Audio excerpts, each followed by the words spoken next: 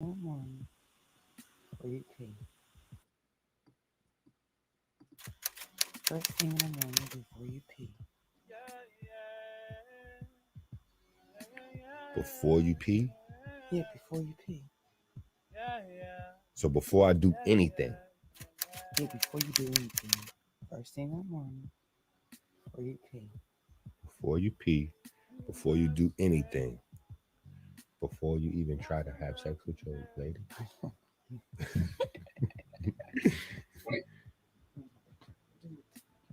Drink the bitters.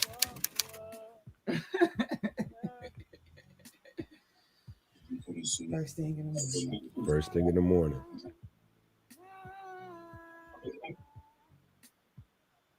Then do whatever. What? This message has been brought to you by people who actually give a fuck if you live or die. Get Dr. Sabi's herbs at affordable prices now. AmericanHealer.website. First meal, typically to break your fast, should be between 8 a.m. and 12 noon. Green juice with fruit, buffet style, or a thick green smoothie accompanied by your capsules for whatever particular program you're on right now.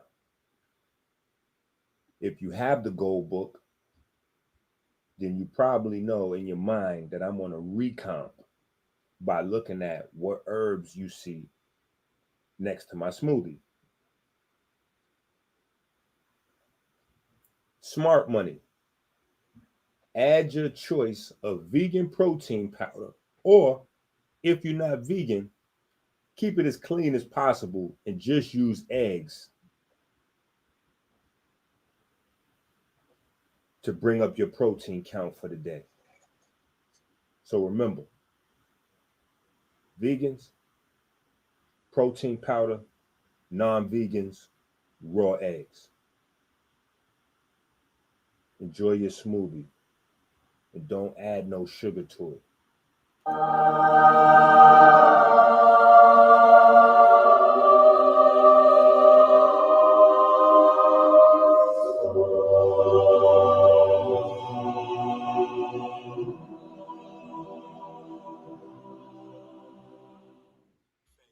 Snack time.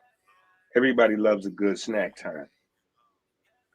What we're going to do on snack time is take a couple of capsules with our 3 cups of water, and we're going to relax. In fact, it's a great opportunity to remember to get in 60 seconds of work this 60 minutes.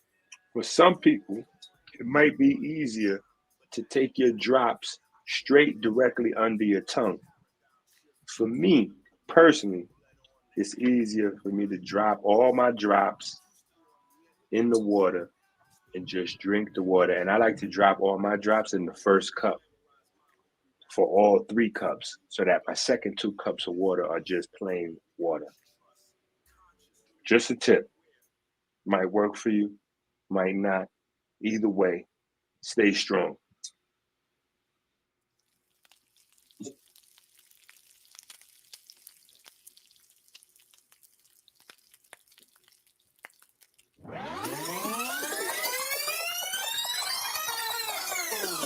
Faith and love, love and faith, faith and love, love and faith, faith and love and faith, please. Second meal, between noon and 4 p.m. ideally. Cooked grains, cooked veggies, still acceptable. With flesh or flesh substitute for protein powder counts. Accompanied by your 2 different sets of herbal capsules. You can maximize those herbal capsules with a probiotic for digestion.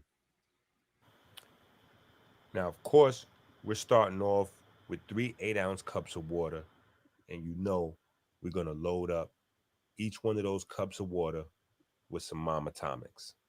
Now, feel free to go ahead and add some extra selenium or copper or whatever.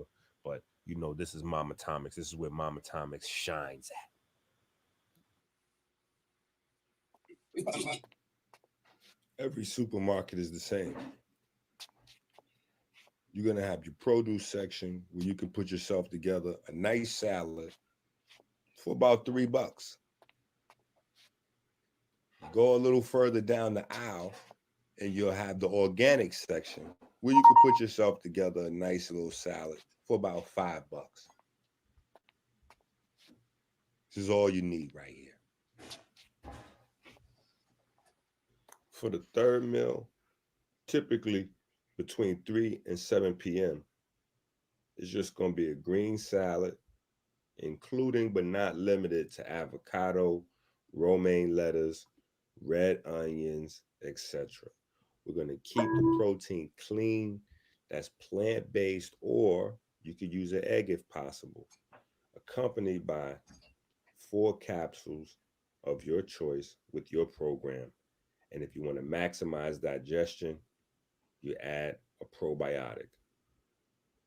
See, this time I got 1 cup. You see, this time I got 1 big cup, right? Anyway, enjoy your meal.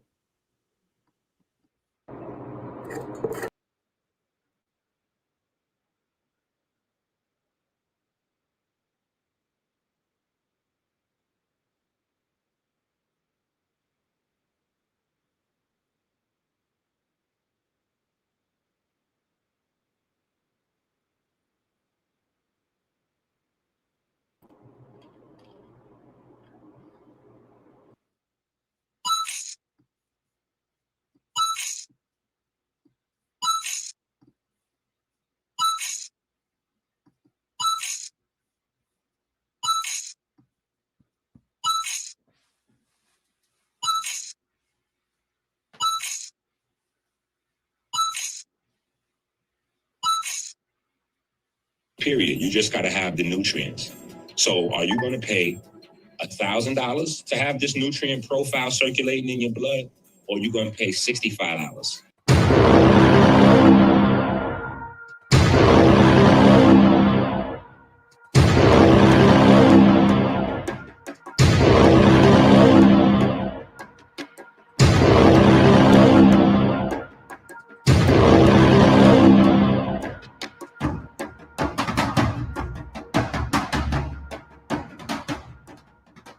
People are always asking me about nutrition. The most important thing they need to know is about Blue Magic. This is a sea moss product that I use. Over 30 herbs from Dr. Sebi and Dr. EnQi, mixed into 4 different sea mosses. Loaded with vitamin D and has every mineral that the body needs. You think I got abs like these on my own? Hard work and a lot of sea moss. I use this every day after every workout with my meals. You can get it at AmericanHealer.website.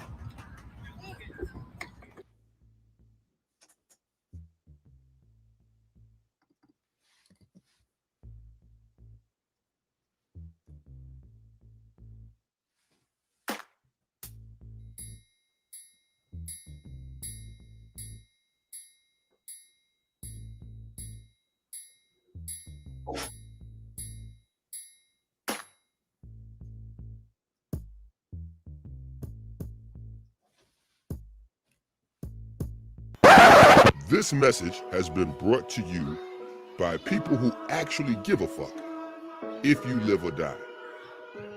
Get Dr. Sebi's herbs at affordable prices now. Yo, can y'all hear the video? AmericanHealer.website. Can y'all hear good? Peace to the family. Peace to the family. This is Dr. EnQi. And this is Makaya. With Vegan Adults Radio. The go down is going down. We live out here, ready. You already know. You already know. So caller number 1. Talk to us. Yeah, hello, bro. Hello. Yeah, bro. I took your dick pills, bro. I used to be a Minuteman, bro. And now I'm like a 5-minute man, bro. I can go from 1 minute, bro, to 5 minutes, bro. That is a 500% improvement. That's 500%, bro. And I just want you guys to know I fucking love you guys. Okay. Man. Yeah. All right. Bye. Okay. Thank you. Thank you. Thank you. All right, let's go to caller number 2. Hello. Hello? Yeah, hello.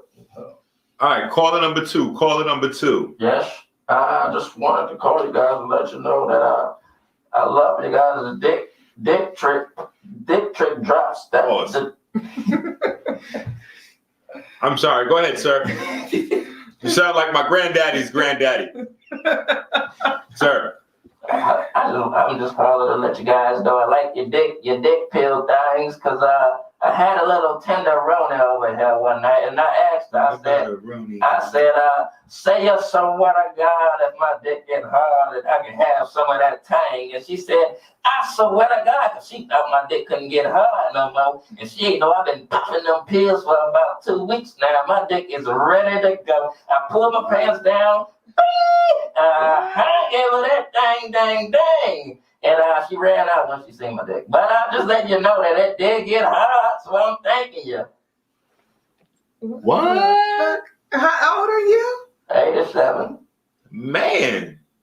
Dick harder than a motherfucker. How long has it been since you used your dick? What? 87. Go to AmericanHealer.website now and order anabolic hormone help. You might just save a life that's not your own. Did you know that purple phase is the only, yes, that's right, only herbal compound with ingredients that are doctor certified to regrow beta cells? Yes, beta cells from the pancreas that are at the crucial junction of all forms of diabetes. Purple phase is the only herbal compound with ingredients certified by doctors across the country to regrow beta cells. Go to AmericanHealer.website now and take advantage of our buy one, get one free sale.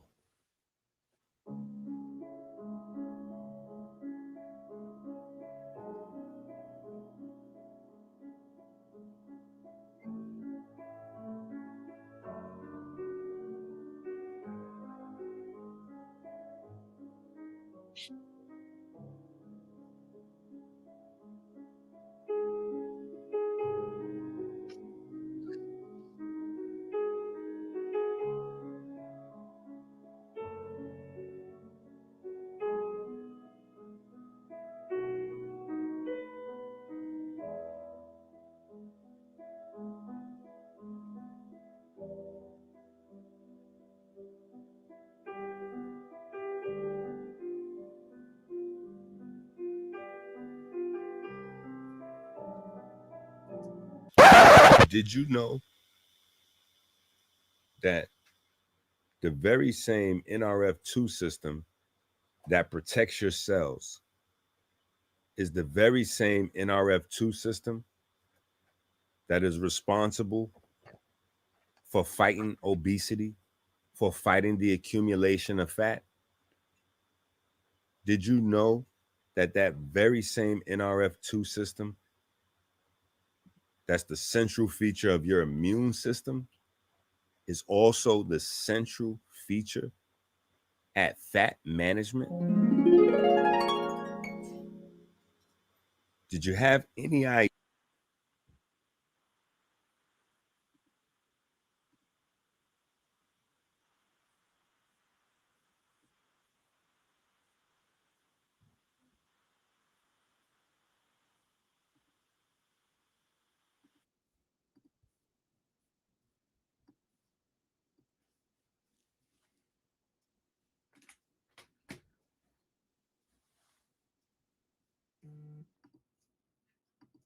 Coming soon, DMT just dropped. Coming soon, DMT just dropped. Wild boy stuff. What's LSD stand for? Are you talking deliberately about the drug? I did a whole song. What is that? What is LSD? But a little strip of destiny. When the lonely silence is deafening. It's the lunar solar duality. I go down the whole list. Okay. So have you ever taken any? I've taken all of it. DMT, LSD, and shrooms at the same time. I did the trifecta. One of the few human beings. I'm a certified psycho now. Who survived it? Yeah. What the fuck? Absolutely. Is DMT? You're not supposed to come back. That's dimethyltryptamine. And that's the reason why they put that cocaine in there, because the M-dimethyltryptamine. When you snort that up, it kicks in the N-dimethyltryptamine.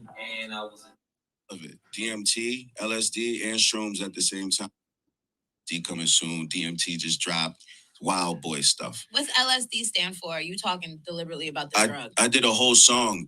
What is that? What is LSD? But a little strip of destiny. When the lonely silence is deafening. It's the lunar solar duality. I go down the whole list. Okay. So have you ever taken any? I've taken all of it. DMT, LSD, and shrooms at the same time. I did the trifecta. One of the few human beings. I'm a certified psycho now. Who survived it? Yeah. What the fuck? Absolutely. Is DMT? You're not supposed to come back. That's dimethyl.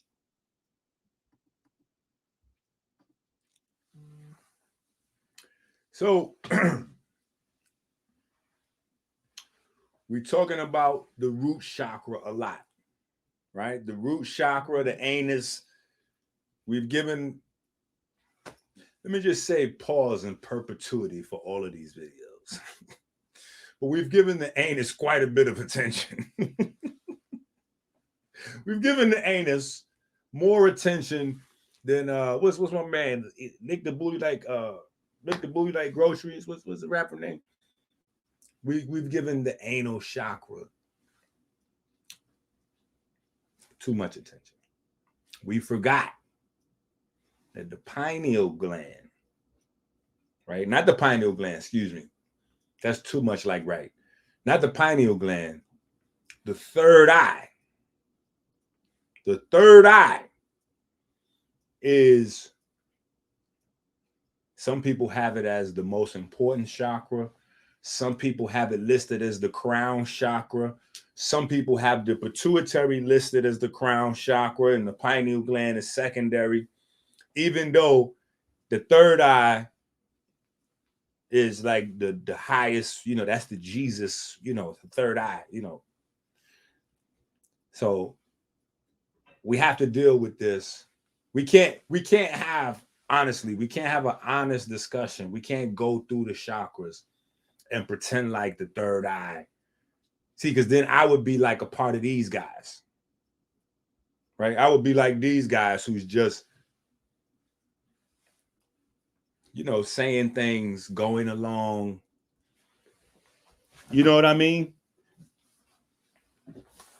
Hold on, man. Let me see something, because I think I forgot something that I needed to send to that y'all see, because I think, I don't think y'all seen it, but y'all got to pay attention. We're going to have to I'm going to have to rewind for a second, because I think this is important, because this started with the Moors, and the Moors had, so shout out to the Moors for doing diss videos, starting up their slander campaign to help bring our plight about pigment, not being understood and being the key to reversing this global pandemic of early death from diabetes, right? That's our plight. So we can use anything as a tool. You know what I'm saying? So shout out the Moors that did ran their little New Year's slander campaign. Help us out. Beautiful. Now, we looked at C. Freeman L. and we looked at Brother Sharif Bey, right, as two important figures amongst the Moorish American community. And people said that, people had their contention. Some people wasn't as familiar with C. Freeman L., as some, because a lot of these people now, they got conscious they got conscious or woke, you know, on YouTube. They never was in these groups and classes and lectures before the internet. So they don't really know. It's not a real lifestyle, like fully for many people. You know what I'm saying? So I figured it'd be easier. I make a shorter, easier version without C. Freeman L. So you guys can understand that this is the Moorish paradigm, is the chakras and all that. So, and I should have showed you that. I should have put that on before putting on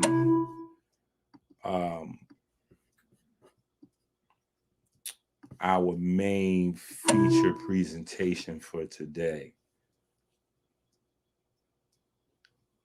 Yeah.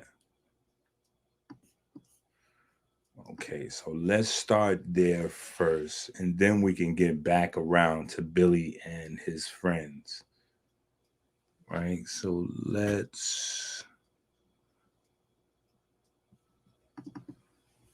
Now, I think this will help because a lot of people will be more familiar with this brother here, as he was one of the first Moors that I heard and respected for teaching the Moorish paradigm.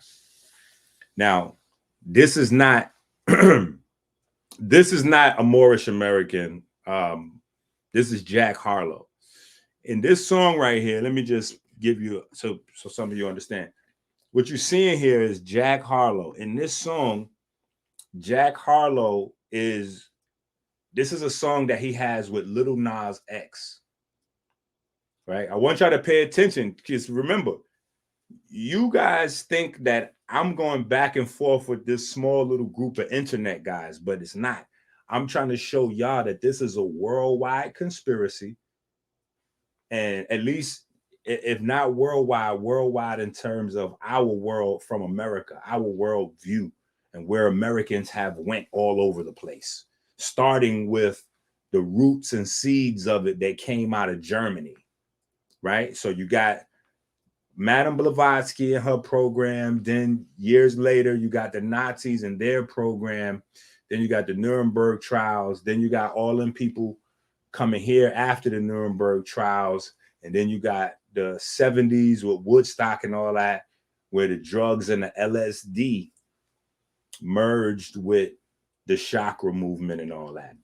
So in the 70s, when they had, what's them black ops things? They was talking about the government, black ops, all that, whatever, all them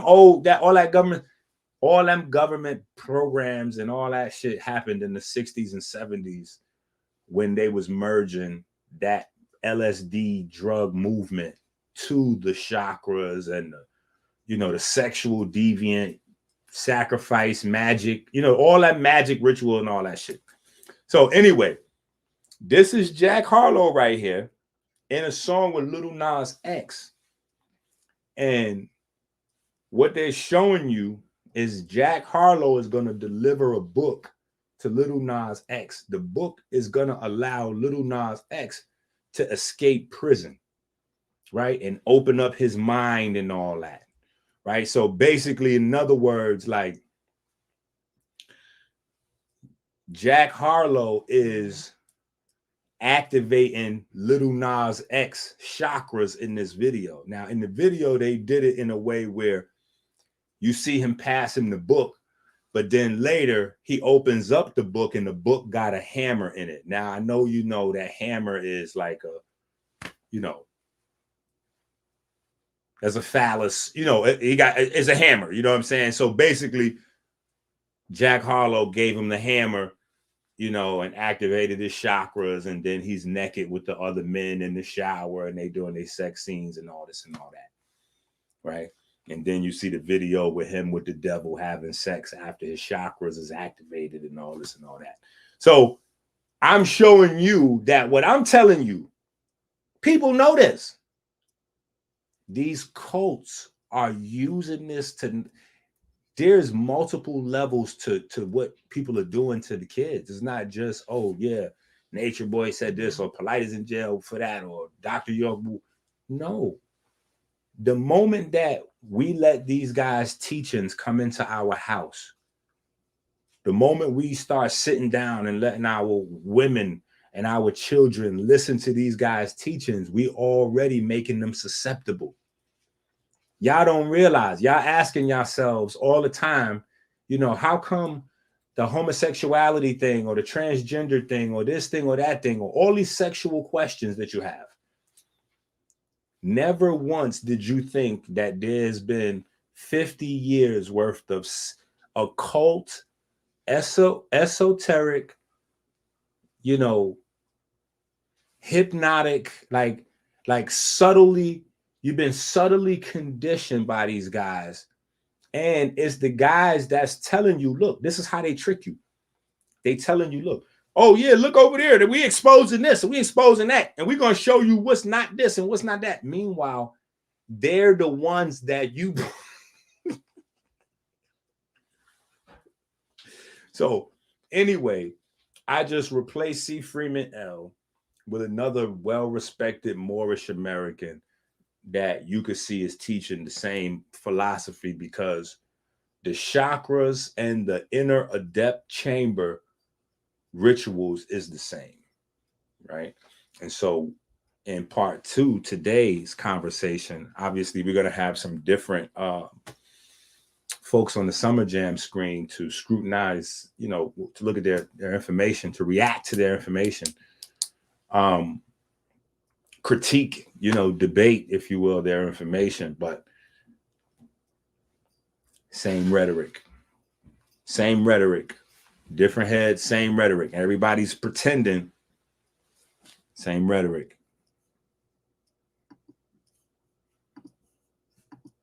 It's just that it's not given to believers. It's only you maintained amongst the priesthood. Are we clear? Now, keep in mind also, part of the mission of Noble Duality is to pull the covers off of all secret organizations. And also to expose the fundamental principles for the purpose of dissolving the corruption of the priesthood by exposing what the priesthood knows. And most of the stories that you read in the different books about different characters. Now, remember when we was watching C. Freeman L was saying the exact same thing. That the secrets that the church knows is that you got to activate your chakras. That this is a global conspiracy. That the church and all of the priesthoods and all these people is secretly hiding this information from Black people, because they don't want you to get your chakras activated. I kid you not. You gotta, this is the shit these niggas selling all this time. Just pay attention. It's just that it's not given to believers. It's only you maintained amongst the priesthood. Are we clear? Now, keep in mind also, part of the mission of Noble Duality is to pull the covers off of all secret organizations. And also to expose the fundamental principles for the purpose of dissolving the corruption of the priesthood by exposing what the priesthood knows. And most of the stories that you read in the different books about different characters actually have to do with different energy activities within your body and the activation of those energies, the development of your body, or we can say the Christ, the body of Christ. Or that in the Christ actually is in reference to Krishna, which actually means the burnt one. But the burnt one represents the activation of the pineal gland, and thus the ascension or nirvana, the activation of the chakras, the 7 wheels, etc. You know, you have many more wheels, but you have 7 major chakras. And so everything that is based divine in divine law is based on 7. So whether you're dealing with 7 golden candlesticks. So everything that's involved with the number 7 is based on the chakras. We have 7 days because we have 7 chakras. Like,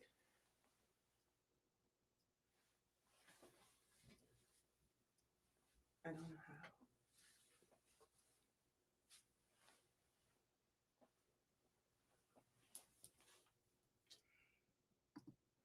It's just that it's not given to believers. It's only you maintained amongst the priesthood. Are we clear?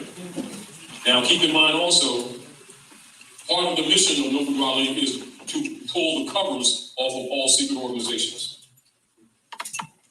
And also to expose the fundamental principles for the purpose of dissolving the corruption of the priesthood by exposing what the priesthood knows. most of the stories that you read in the different books about different characters actually have to do with different energy activities within your body and the activation of those energies, the development of your body, or they say the Christ, the body of Christ. Or that in the Christ actually is in reference to Christ. Now, see, look, this is how they bridging the gap for you right there. This is how they bridging the gap for you. They telling you that the 7 chakras is Jesus Christ, and then Jesus Christ is really Krishna. So now the ending, you know, now they done brung in their program.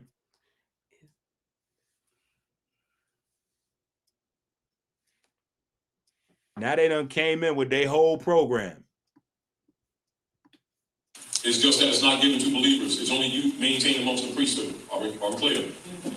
Now keep in mind also, part of the mission of Noble Raleigh is to pull the covers off of all secret organizations. And also to expose the fundamental principles for the purpose of dissolving the corruption of the priesthood by exposing what the priesthood knows. And most of the stories that you read in the different books about different characters actually have to do with different energy activities within your body and the activation of those energies, the development of your body, or they say the Christ, the body of Christ. Or that in the Christ actually is in reference to Krishna, which actually means the burnt one. But the burnt one represents the activation of the pineal gland, and thus the ascension or nirvana, the activation of the chakras, the 7 wheels, etc. You know, you have many more wheels, but you have 7 major chakras. And so everything that is based divine in divine law is based on 7. So whether you're dealing with 7 golden candlesticks, 7 counter rotations around the bar, etc., 7 hermetic principles, 7 eyes of Allah, 7 days of the week, they're all related. And all of them represent energies. The truth that is by divine law in nature with people just simply activates on its own, meaning that your chakras will activate on their own.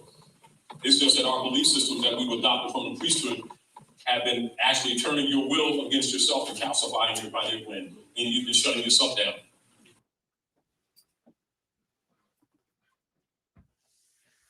Did you hear that at the end? That they didn't, the priesthood kept the chakra information secret, so you're turning against yourself, shutting your willpower down.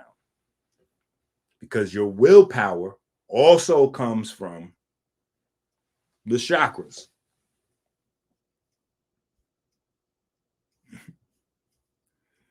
Right? So now I just wanted to be clear that it's not one Moorish group, like the whole Moorish world. It's Moorish world. You know what I'm saying? Like it's the Moorish world, rather.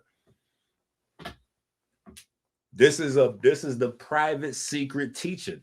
So if you're thinking about becoming the Moor, you know what I'm saying, or if you are a Moor, this is the secret teaching. So while they telling you, listen to this shit here, while they telling you about the secret teachings of every fucking thing else, why didn't you niggas ask them about what's the secret teaching of theirs? Right? Everybody's doing that. Or listen, all these chakra niggas, the whole bowel movement. Listen, the whole bowel movement.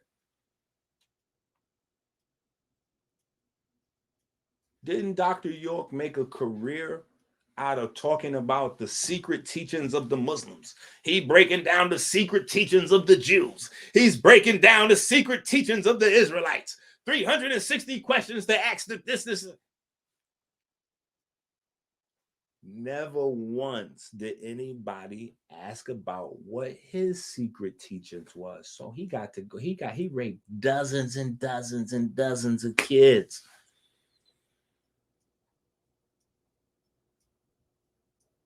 Nobody was asking about his secret teaching.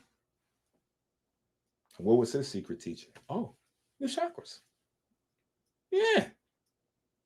And he was also teaching that he was a Moor and that he was a Native American. So clearly, Native Americans and Moors, they're teaching chakra shit. We're looking at it right now. These guys here, the secret teachings is all chakra shit, bro. And it goes all across and so you see what he did Taj Tariq Bey is telling you about the chakras, blah, blah, blah. And, oh, yeah, the pineal gland. Remember when we went through Sharif Bey, we went through Sharif Bey's information. He was saying that the chakras are the energetic signatures of the endocrine glands. Nature Boy said they're the glands as well. Sharif Bey also then said the glands are the chakras. Ductless glands. The 7 ductless glands are the chakras, right? But that doesn't include a heart. So if the glands are chakras, then the whole story falls apart immediately, because outside the pineal gland and the root chakra, the only other chakra you hear about is the heart chakra. There's only 3 chakras that pay the bills for the chakra family. The pineal chakra, the heart chakra, and the root chakra. The root chakra is the sex, anus, that's that. Third eye, pineal, we dealing with that today. But heart chakras, but the moment they tell that lie, that's easy for you to turn it upside down. Oh, it's the 7 ductless endocrine glands. Oh, body. Kamikaze themselves. Suicide bomber. The heart is not one of those glands. So now, how do you explain a heart chakra? Right? But today, we're going to deal with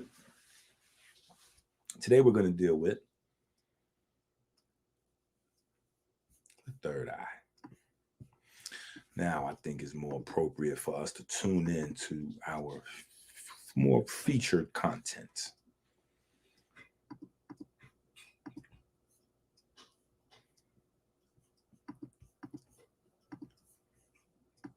LSD coming soon. DMT just dropped.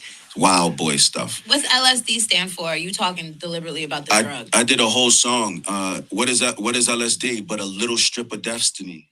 When the lonely silence is deafening. It's the lunar solar duality. I go down the whole list. Okay.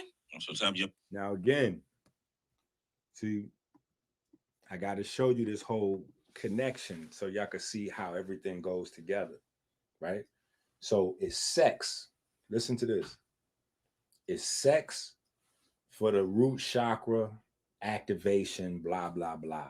Anal sex. That's what they promoting on one side.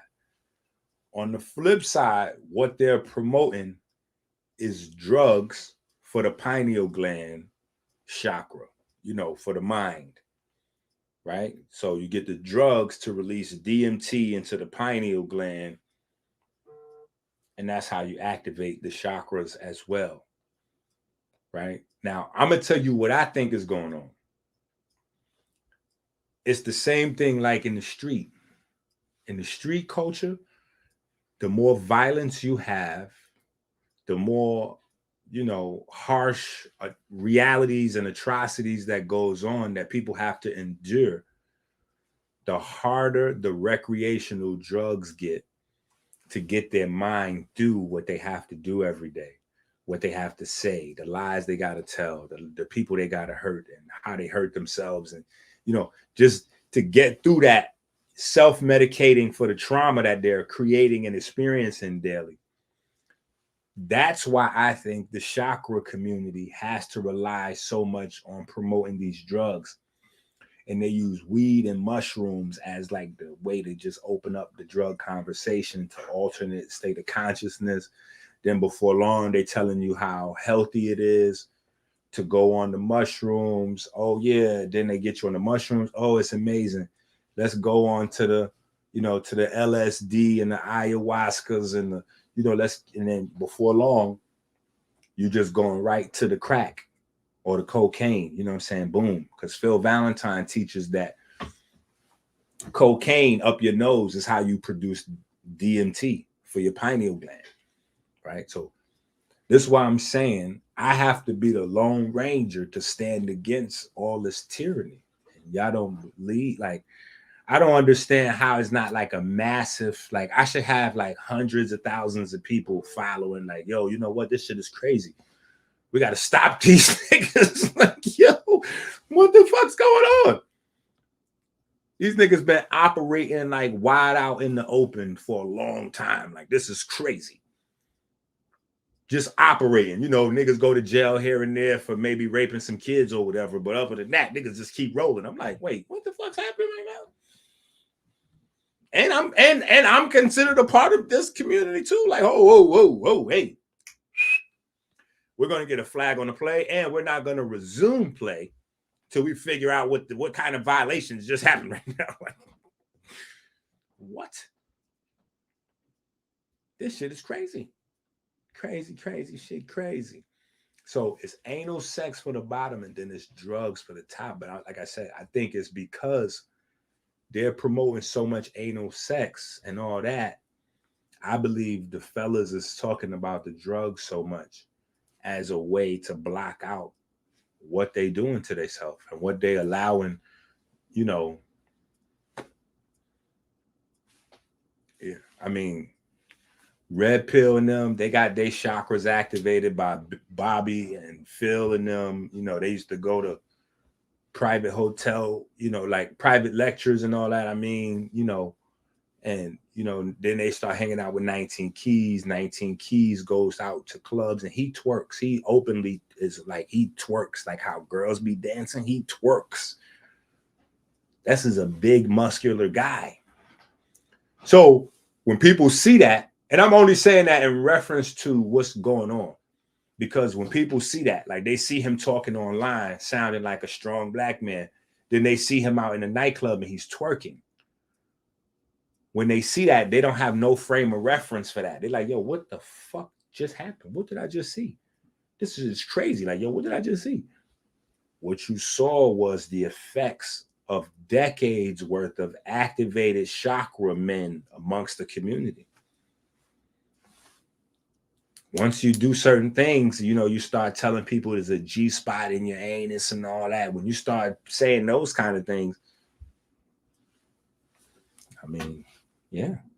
So that's my take on it anyway. Y'all, you know, I let y'all come to your own conclusion, but I believe these guys is doing these drugs for two purposes: to cover up the foul shit that's going on with them and around them.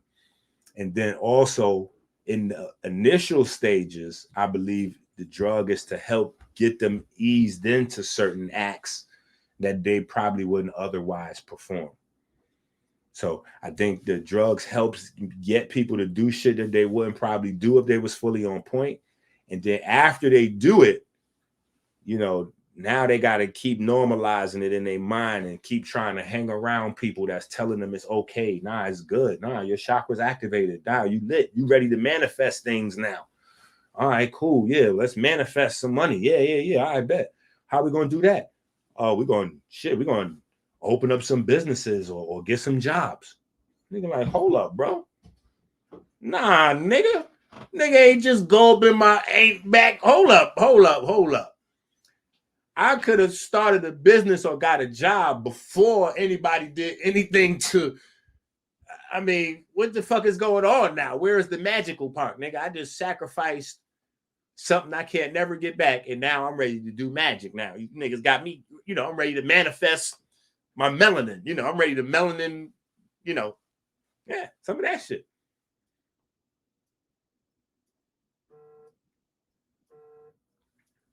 Then people start calling their phone. People start calling their phone. Your car is outside. Be ready.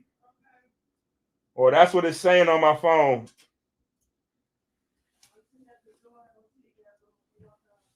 All right.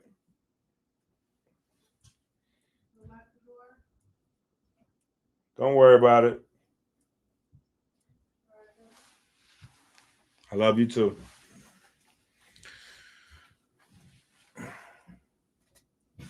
Yo, I'm trying to tell you, listen, man, this shit, listen. Why else? You got to say to yourself, why else is these niggas promoting drugs so hard? You got Phil Valentine teaching people that cocaine or crack, when you snort it up your nose, it turns into DMT for your pineal gland. Right? Now, it's going to be some brothers that's going to be like, hold on. If I got a choice of doing homosexual sex or snorting some cocaine, fuck it, I'm going to just go with the powder. So look at these type of options that these niggas giving these kids, right? And then some guys, they secretly been interested in some other shit anyway, so they was waiting for an excuse, like, oh, it's a chakra, and then, you know, then some other shit going on. But then they get tough, you know, when they get around you, you know, they put on ankhs and crystals and shit and be like, yeah, you know, God, because I'm an alkaline vegan, and so what really goes on, and get your, nigga, you a activated chakra, nigga, get your ass out of here. Yeah. You niggas been in them private parties with Africa Bambaataa. The fuck? Stop playing, man. Y'all niggas got y'all chakras activated. I don't got my chakras activated. Listen, and they thought they was bullying me, making fun of me because I don't got my chakras active. You know, I'm the black sheep. EnQi don't got his chakras activated, so you know we don't really fuck with EnQi fully like that. You know, he don't got his. He ain't committed to the organ. You know, he ain't committed to the family. He hasn't showed that his dedication. I'm like, nah, nigga, fuck y'all platforms, nigga. I just stay over here. My little 40 niggas watching, going live. Hey, my anus intact. I understood what Cat Williams was saying. D coming soon. DMT just dropped. Wild boy stuff. What's LSD stand for? Are you talking deliberately about the drug? I did a whole song. What is that? What is LSD? But a little strip of destiny. When the lonely silence is deafening. It's the lunar solar duality. I go down the whole list. Okay. So have you ever taken any? I've taken all of it. DMT, LSD, and shrooms at the same time. I did the trifecta. One of the few human beings. I'm a certified psycho now. Who survived it? Yeah. What the fuck? Absolutely. You're not supposed to come back. That's dimethyltryptamine. And that's the reason why they put that cocaine in there, because the M-dimethyltryptamine, when you snort that up, it kicks in the N-dimethyltryptamine. And I was addicted to cocaine. And I was addicted to cocaine. And I was addicted to cocaine.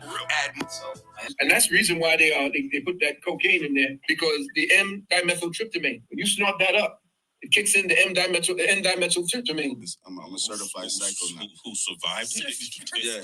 What the fuck? Absolutely. You're not supposed to come back. That's dimethyltryptamine. And that's the reason why they put that cocaine in there, because the M-dimethyltryptamine, when you snort that up, it kicks in the N-dimethyltryptamine. Okay, there's one guy who's got an account dedicated to watching me swallow. How I swallow.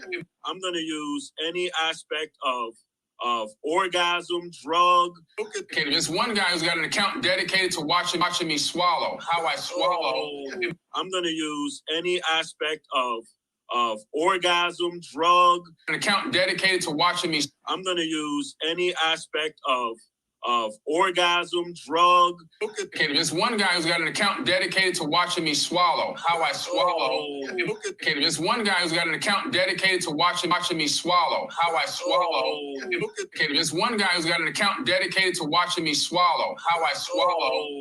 I'm gonna use any aspect of orgasm, drug. Ritualistically is gonna look satanic, because they're getting filthy rich off of it. So yeah, and I mean, why wouldn't they? Why wouldn't a human practice some kind of magic at some point? Why wouldn't you toil with it? I'm gonna use any aspect of orgasm, drug, any ritual I read of. I'm gonna really try to make it. I have to verify this to be true. I'm gonna use any aspect of orgasm, drug. Look at. This is Cambada, the same guy you just heard on this. First of all, Cambada is Rich's rap artist. Let me start there. In case y'all don't understand how the hierarchy goes, okay? So Sinetta was on 125th. Rich was his little like assistant. You know, as Rich graduated, he wanted to do his own thing. Sinetta said, you can't on 125th but you can in Brooklyn. It's wide open. So he sent Rich down to Brooklyn to start selling videos and lectures and building up himself down in Brooklyn, helping extend Sarnetta's brand and the lectures and all that down to Brooklyn. So later on, Rich wants to get into the music and this and that. Me and Rich did some stuff, whatever. Then, the energy wasn't. Later on, he meets this brother here who is a young student and idolizer of Africa Bambaataa, right? So in the same way as we saw Polite idolize Dr. York and how that went down, now we have this guy who's named himself Kambaataa, right? Now, the circle is tight, right? The circle is tight because there's only two people that claim that Bambaataa raped them. One of them is Sarnetta's cousin, Hassan Campbell, and the other one is Reggie's classmate, Reggie's best friend from back in the days, brother Reggie. I know y'all know him, but the other guy that said Ronald Savage, his name is, I believe. Ronald Savage it just so happens to be coincidence that one victim of Africa Bambaataa is Sarnetta's cousin, and the other victim is Sarnetta's, what the hell you want to call brother Reggie to Sarnetta's platform? His Egyptian correspondent. It's his Egyptian correspondent's best friend from school. They was in school together from like kindergarten all through elementary school. So Ronald Savage is Reggie's right hand, and Hassan Campbell is Sarnetta's cousin. I know, in the whole universe with all kind of possibilities, those are the only two victims that popped up.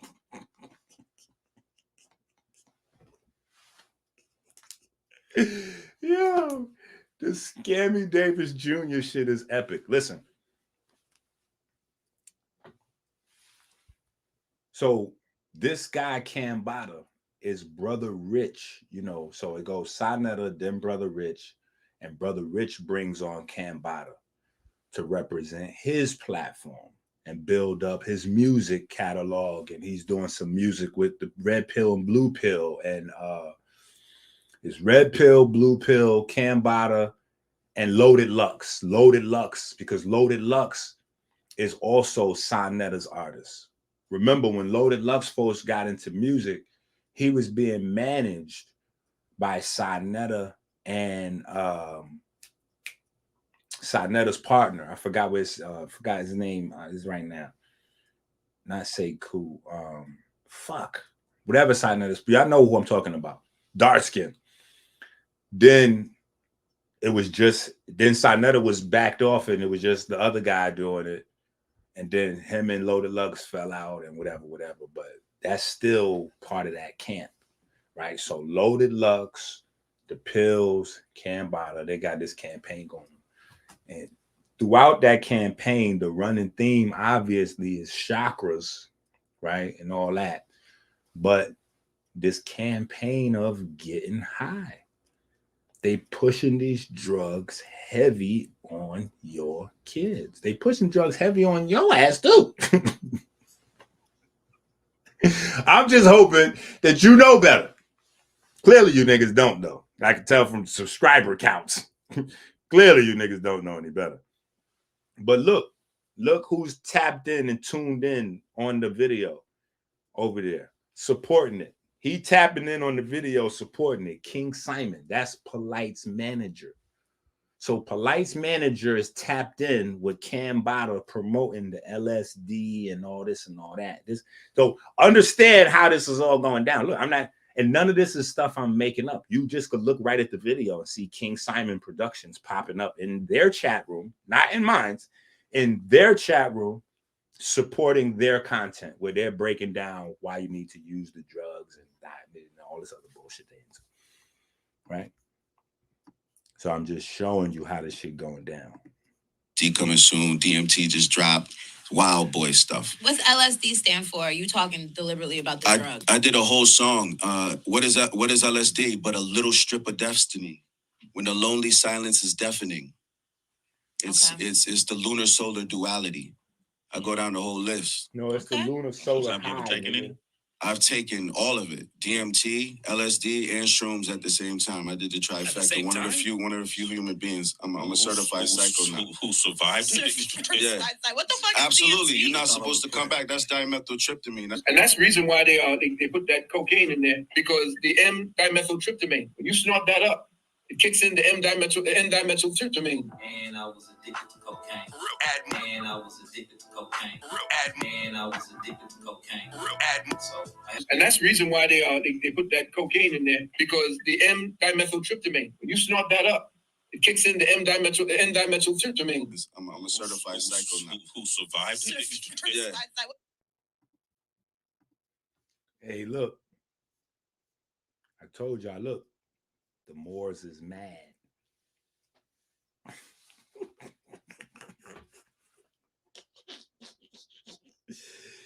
They mad. See, the problem though is I'm not saying anything. We're watching you guys saying these things. All of you Moors and conscious, or you guys is the ones that I don't teach no chakra activation shit. You niggas got to answer this shit here.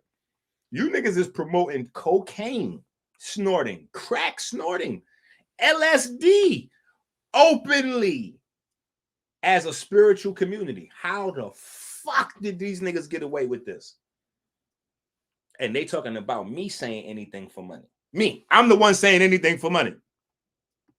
Look at this shit here. I'm the one that's willing to do and say anything for money.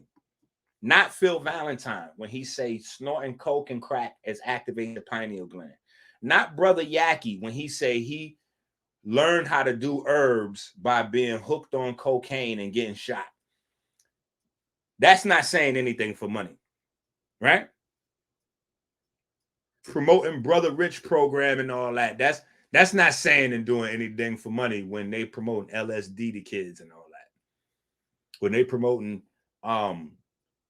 penetrating into your anus to young boys for melanin and chakras and all that. That's not saying anything for money, right?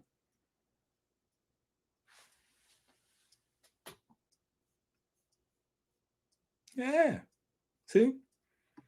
We had to show them it for example, and then we block them. Right? We show the hater for example, and then we block them. D coming soon. DMT just dropped. Wild boy stuff. What's LSD stand for? Are you talking deliberately about the drug? I did a whole song. What is that? What is LSD? But a little strip of destiny. When the lonely silence is deafening. It's the lunar solar duality. I go down the whole list. Okay. So have you ever taken any? I've taken all of it: DMT, LSD, and shrooms at the same time. I did the trifecta. One of the few human beings. I'm a certified psycho now. Who survived it? Yeah, what the fuck? Absolutely. You're not supposed to come back. That's dimethyltryptamine. And that's the reason why they put that cocaine in there, because the M-dimethyltryptamine, when you snort that up, it kicks in the N-dimethyltryptamine. And I was addicted to cocaine. And I was addicted to cocaine. And I was addicted to cocaine. And that's the reason why they put that cocaine in there, because the M-dimethyltryptamine, when you snort that up, it kicks in the N-dimethyltryptamine. I'm a certified psycho now. Who survived it? Yeah, what the fuck? Absolutely. You're not supposed to come back. That's dimethyltryptamine. And that's the reason why they put that cocaine in there, because the M-dimethyltryptamine, when you snort that up, it kicks in the N-dimethyltryptamine. Okay, there's one guy who's got an account dedicated to watching me swallow. How I swallow. I'm gonna use any aspect of orgasm, drug. Okay, there's one guy who's got an account dedicated to watching me swallow. How I swallow. I'm gonna use any aspect of orgasm, drug. An account dedicated to watching me. I'm gonna use any aspect of orgasm, drug. Okay, there's one guy who's got an account dedicated. I'm gonna use any aspect of orgasm, drug, any ritual I read of. I'm gonna really try to make it. I have to verify this to be true. I'm gonna use any aspect of orgasm, drug, ritualistically is gonna look satanic. because they're getting filthy rich off of it. So yeah, and I mean, why wouldn't they? Why wouldn't a human practice some kind of magic at some point? Why wouldn't you toil with it? LSD coming soon. DMT just dropped. Wild boy stuff. What's LSD stand for? Right? What you heard what he said? Why wouldn't you practice this magic? Why wouldn't you want to toil with it? Toil with it? Why didn't he say, why wouldn't you want to play with it? Why wouldn't you want to practice it? Why did he say toil? Did you catch that word? Do y'all understand what did? Man, y'all better stop playing, man. Why wouldn't you toil with it? LSD coming soon. DMT just... Why would he use that word? This to be true. I'm going to use any aspect of orgasm, drug, ritualistically is going to look satanic because they're getting filthy rich off of it. So yeah, and I mean, why wouldn't they? Why wouldn't a human practice some kind of magic at some point? Why wouldn't you toil with it? LSD coming soon. DMT just dropped. Wild boy stuff. What's LSD stand for? Are you talking deliberately about the drug? I did a whole song. What is that? What is LSD? But a little strip of destiny. When the lonely silence is deafening. It's the lunar solar duality. I go down the whole list. Okay. So have you ever taken any? I've taken all of it. DMT, LSD, and shrooms at the same time. I did the trifecta. One of the few human beings. I'm a certified psycho now. Who survived it? Yeah. What the fuck? Absolutely. Is DMT? You're not supposed to come back. That's dimethyltryptamine. That's what's responsible for your dreams. You can smoke for that. like lucid dreaming. Lucid, any dreams. When you close your... You hear him? You can smoke that. Listen, he encouraging them. Absolutely. You're not supposed to come back. That's dimethyltryptamine. That's what's responsible for your dreams. You can smoke for that. like lucid dreaming. Dimethyltryptamine. That's what's responsible for your dreams. You can smoke for that. like lucid. Dimethyltryptamine. That's what's responsible for your dreams. You can smoke for that. like lucid dreaming. Lucid, any dreams. When you close your eyes and you see internal visuals, Yeah. that's dimethyltryptamine. I That's thought your that your was pineal God. gland. That's your third eye. You hear that? Any dreams. When you close your eyes and you see internal visuals, Yeah. that's dimethyltryptamine. I That's thought your that was pineal God. gland. That's your third eye. That's your pineal gland. It's your third eye.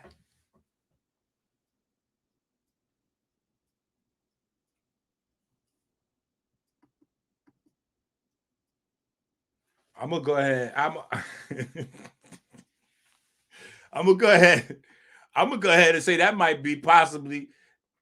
could possibly be factual. The glutamate, all that glutamate could have went to this nigga's brain. But no, listen. Let's react to the video. Let's get to the meat and potatoes, man. How y'all doing? We 1 hour in. That's just the intro. We just warming up, right? We just preview. We said we just EQing it. I'm previewing it. Something. I forgot what Hope said. You know what Hope said. You know what Hope said. He just previewing it. He EQing it. Something to that effect.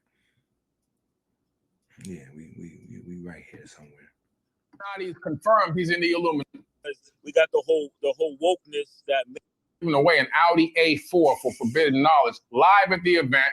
Somebody back in the day, people used to warn me about engaging in certain spiritual this thing called forbidden knowledge. Now, forbidden knowledge is all about, awakening and opening your third eye and gaining knowledge yourself. And I noticed that there's a lot of videos on YouTube, and even from back in the day, people used to warn me about engaging in certain spiritual activities if you're not ready for it yet. An example would be, trying to raise in your kundalini. Some people.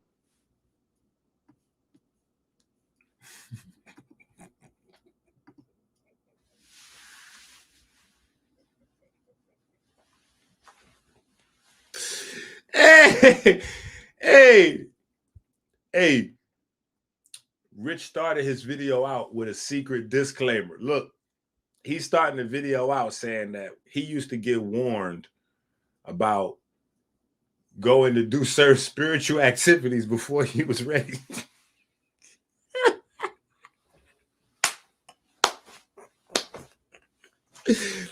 Yo, I swear to God, I can't with these niggas. Chill.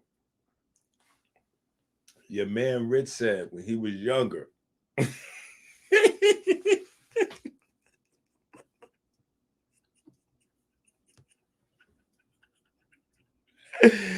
Yo, hold up. Shit, these niggas is wild. These niggas is wild. Oh my God. All right, my bad. Let's go back to the work. All right. What you say, Rich? People talk about and hold on, let me just pin this at the top. Then we're gonna get this thing called forbidden knowledge.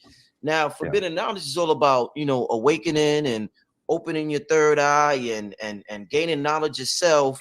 And I noticed that there's a lot of videos on YouTube, and I've even from back in the day, people used to warn me about engaging in certain spiritual activities if you're not ready for it yet.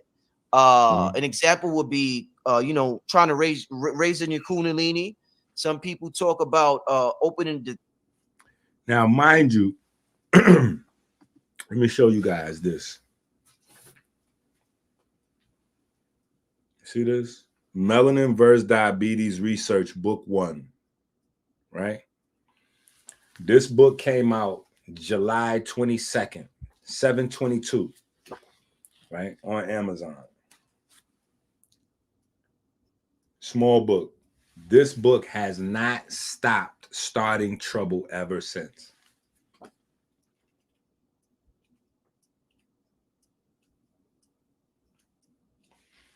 This book has not stopped starting trouble since. One of the things that we talk about in this book is on Amazon right now. Melanin versus Diabetes Research, Book 1, right? By EnQi, right? One of the things we talk about in this book is the fact that all these years, all these people that have been teaching you about the pineal gland has been wrong.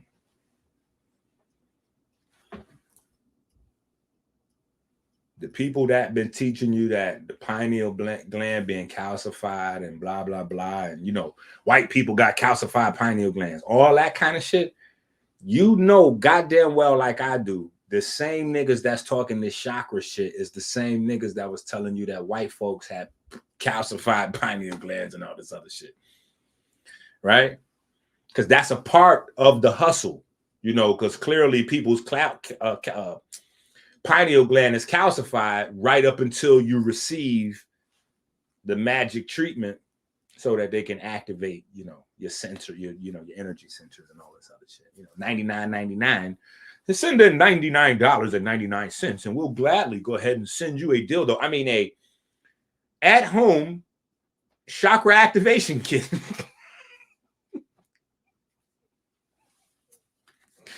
Anyway, inside this book, hey, there's a lot of these guys that's into pegging. A lot of these polygamous guys with multiple wives is into pegging. That's one of the secret parts of the multi-wife program. One of the secret parts to the multi-wife paradigm is the pegging. When I found that out, I calmed down off that multiple wife shit. Niggas like, hold up, EnQi, we conscious, you know, we got the sisters, you know, we polygynous, we polygynous, you know, polygynous. When they say polygynous, then I know they got that from. Yeah, nah, God, we on the frequency, you know, the vibration. Blah, blah, blah. Yeah, all right.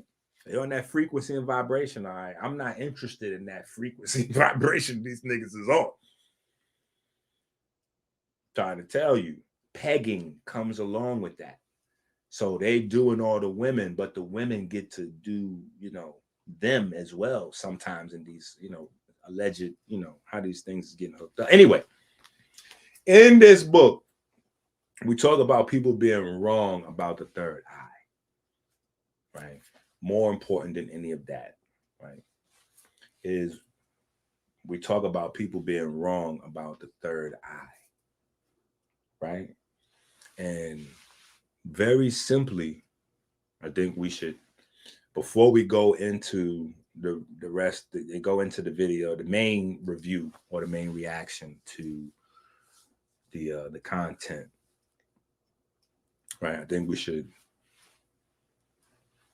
pineal gland is or isn't this, right? In fact, before we do that, I just remember something. Let me show y'all this. Because y'all don't think, when I be telling you niggas that these niggas be stealing content, these niggas redo your content when they think the audience don't know. Watch this. Look. Just so I could show you now. Hold on. Let me see something. Let me see if it can show. I wonder if y'all can see. I'm pulling up YouTube now.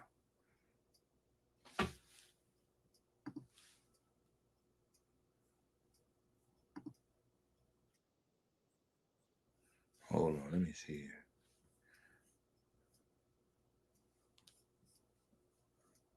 Look. And this guy I'm getting ready to show you, or if y'all can see it. Oh, no, y'all can't see it.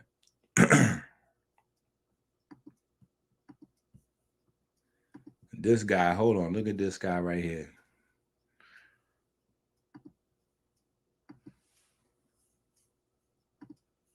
This is another goofball right here. This is another one of these chakra niggas. This is another one of these chakra niggas, but he's a guy from overseas, so his audience in America is not as strong. So he put out this video on why you shouldn't activate your third eye, blah, blah, blah. And these niggas let it get a little traction, simmer down, stole his content, redid his video. Stole his content, redid his video word for word, verbatim. This shit so crazy. I'm talking about did my man whole video verbatim. Remix this shit. Now, it's gobbledygook. His video is gobbledygook. And we're going to be reviewing Infinity Waters. Is that his name? Let me see. Infinite Waters. We're going to review Infinite Waters video by reviewing the plagiarized version that Brother Rich and Billy Carson tried to pull off. Now, this is obviously something that Billy Carson is used to because he's allegedly, before he was on Brother Rich's channel, he was a bank, like a check, one of the people that steal your check information and then, he empty your account and all that type of shit. Allegedly, that's what he was doing. So stealing your intellectual property is not going to be much difficult than stealing your financial, it's all in his bag. It's all in his bag. You see what I'm saying? So I just wanted to show y'all that. So you see, first of all, Scammy Davis Jr. shit crazy. You know what I'm saying? But let's look at this third eye situation and try to figure out like what people are really saying, right? Because then it almost straightens itself out when you add common sense to it, right? If you add some common sense to it, it almost starts to straighten itself out. So I wanted to go and see what the experts were saying, right? Forget about these Black conscious platforms, right? Let's see what the National Institute of Health is saying. Like, what are they saying? And I typed in third eye. I typed in third eye into Google, but the NIH popped up with a pineal gland review. Third eye rivalry. Talking about the symbol, the third eye symbolizes the ability to see unobstructed by the illusions of material reality. So this is them reviewing a artistic scientific article.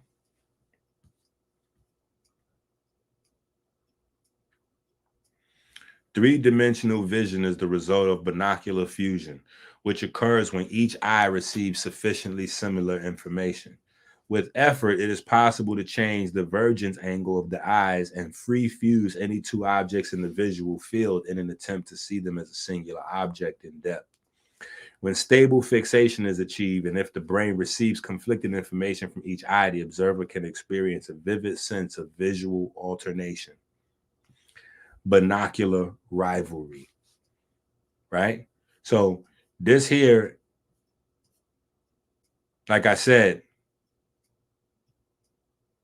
this ain't going to give you what you're looking for in terms of third eye. This is an artistic perspective, right? This is an artistic perspective, like the big giants, right? When both of your eyes is coming together, the neighborhood, they'd say cockeyed. You know, that's not appropriate though.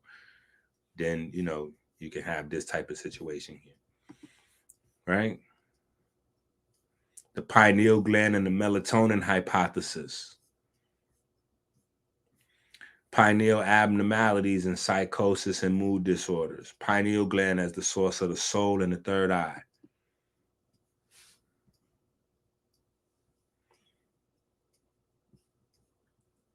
No article available. No article available.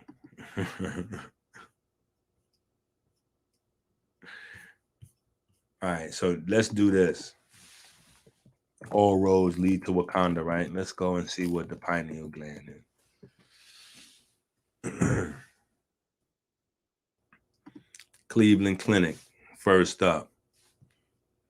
Your pineal gland is a tiny endocrine gland in the middle of your brain that helps regulate your body's circadian rhythm by secreting the hormone melatonin. See, like I told you when I told you they was mad about the books I wrote, the book, The Movement, and the book, The Almanac. We talking about time and how your body is synchronized with space and time, and they're perverting your ideas of these things. Hence the slander campaign that popped out of nowhere on me, because I'm trying to give you the real information. So right here, it describes your pineal gland as a part of your endocrine system that helps your body keep time, right? Secretes melatonin as a part of the circadian rhythm, right? This is pineal gland though. This is not third eye or eye of Horus. This is pineal gland. For the sake of the conversation, try to keep up. Pineal gland, third eye, eye of Heru is eye of Heru. We got to deal with all three of those. And then the intersection where they all became one thing. And then somewhere along the line, they became a chakra. So we got to deal with all this.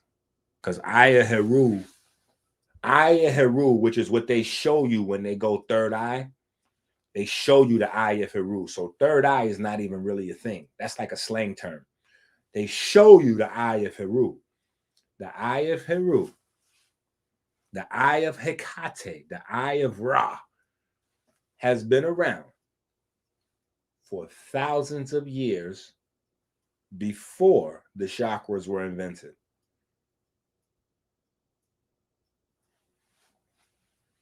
Didn't I show you the chakras? 500 to 1000 BC. 500 to 1000 BC. Eye of Heru, the eye of Ra, the eye of Hecate goes back way before chakras was even invented.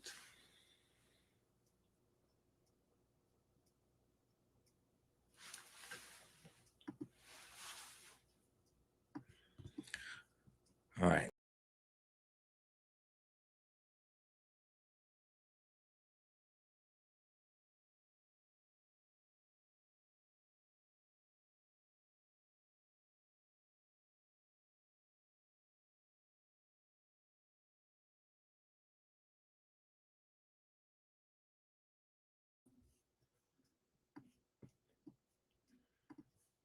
Yeah, that was weird.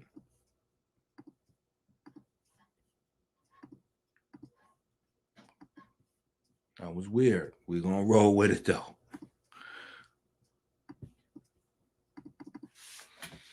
Let's go. Oh, this looks good. Why is the pineal gland called the third eye? The pineal gland was commonly called the third eye for many reasons, including its deep location in the center of the brain and its connection to light via the circadian rhythm and melatonin secretion. Many spiritual traditions believe it serves as a connection between the physical and spiritual world. Now,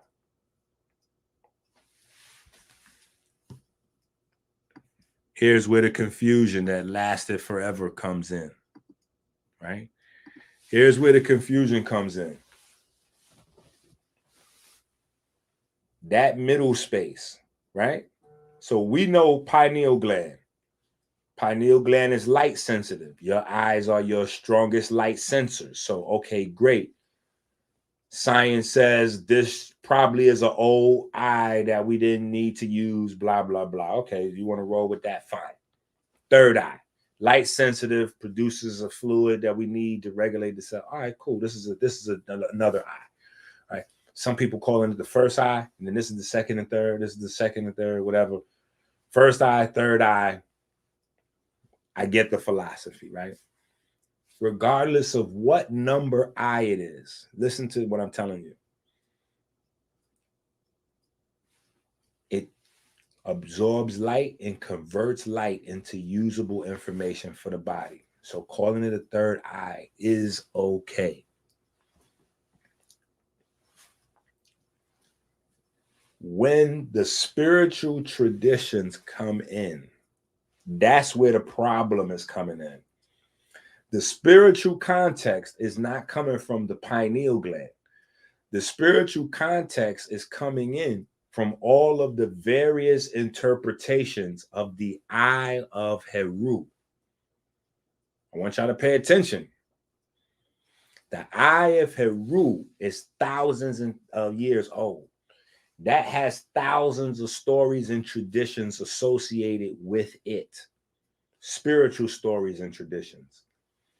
When they begin to say, oh, the pineal gland is the Eye of Heru, that's when the ability of this eye, if you will, to absorb light and turn it into usable information for your body became associated with spiritual traditions and magic and all that. So you gotta understand this. And that unification process has everything to do with the chakra scam. Chakra Khan. Chakra Khan. Everybody, Chakra Khan. The Chakra Khan. Right?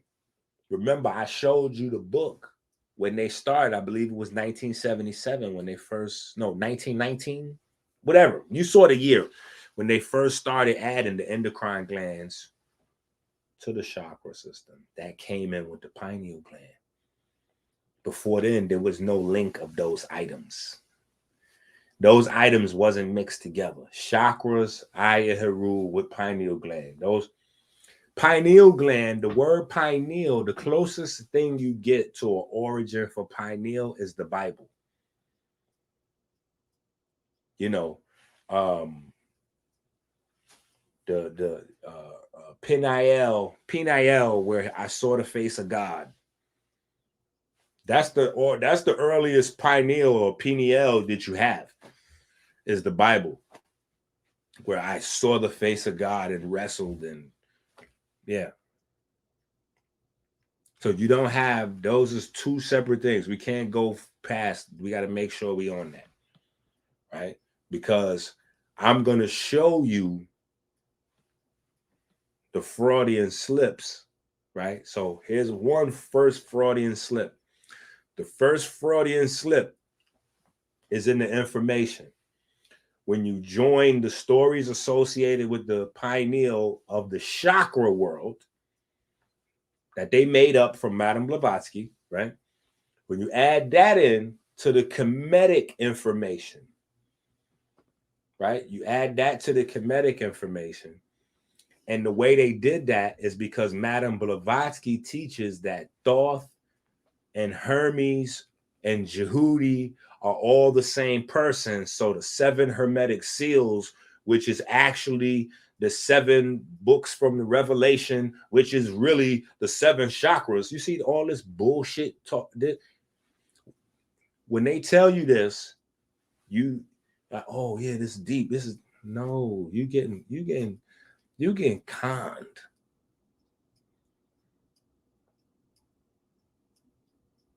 These traditions and stories and religions and spiritual systems and all that came from vastly different cultures that didn't even associate with each other. If the people that was dealing with Aya Heru saw them chakra niggas, they'd kill them niggas on sight. Period.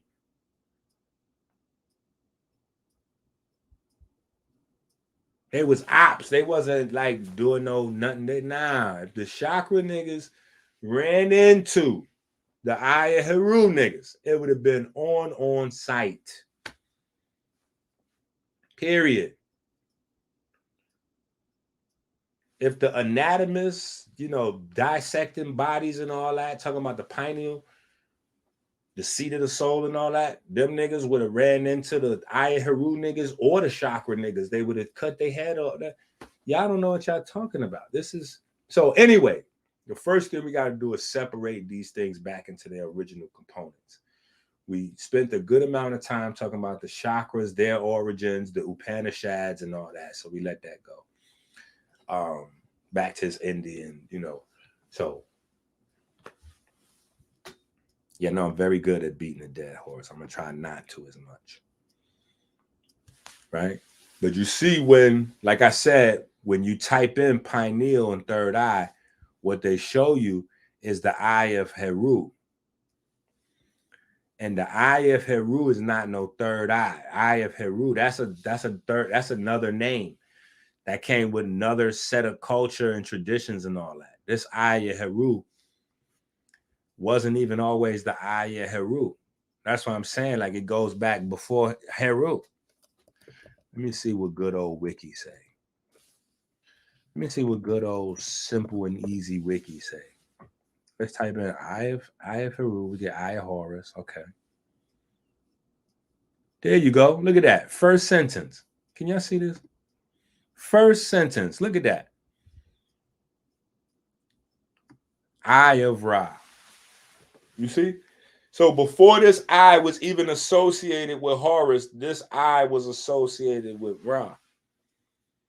This is a part of the creation story or the cosmology of Kemet.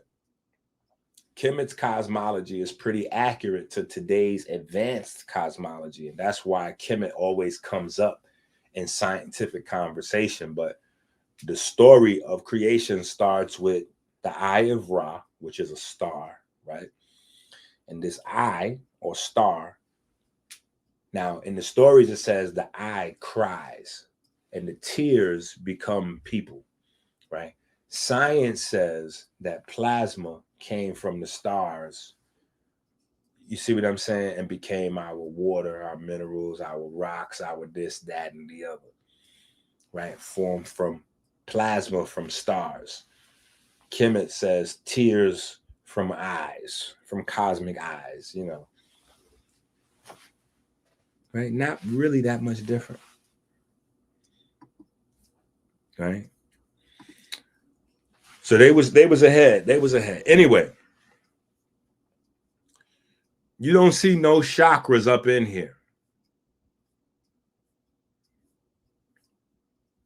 It's no chakras in the pyramid text.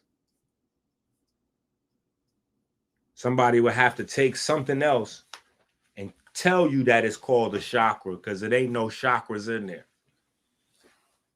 Right? Ain't no chakras in there. Chakras don't even exist at this time period. Look. Look at this. Old Kingdom. In the Old Kingdom, this almost 3,000 years before chakras was invented. 2,000 years before chakras was invented.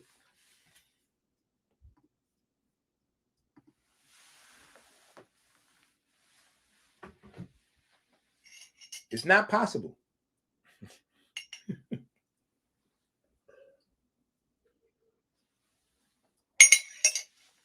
Right? I'm just showing you. It's not possible.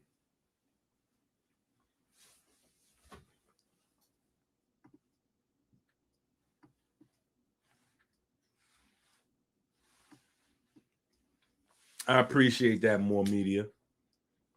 I appreciate that. But it's not possible for the eye of Horus, which comes from the eye of Ra, to be associated with period. So I'm going to show you, we're going to go in, we're going to go. Hold on.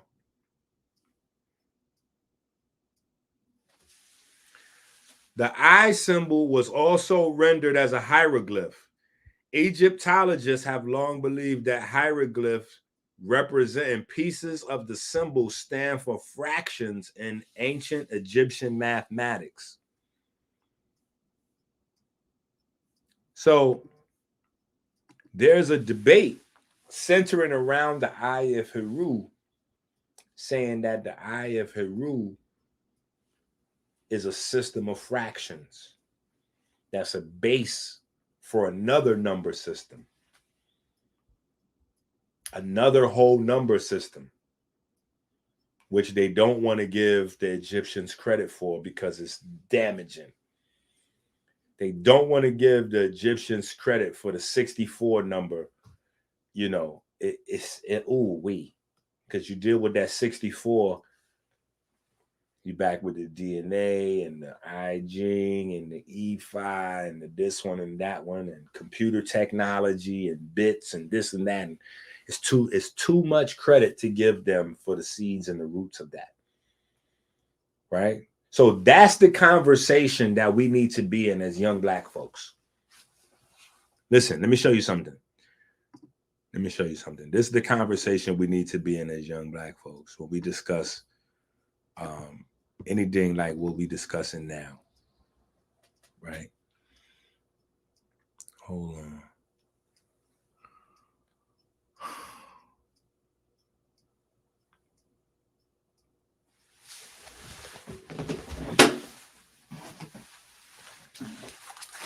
This is important.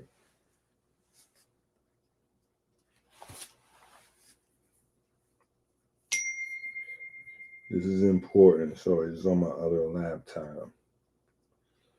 And give me 1 second. Okay, bang. Let's drop that. There we go. Special delivery. Bang. Okay. Now, let's go ahead and grab this.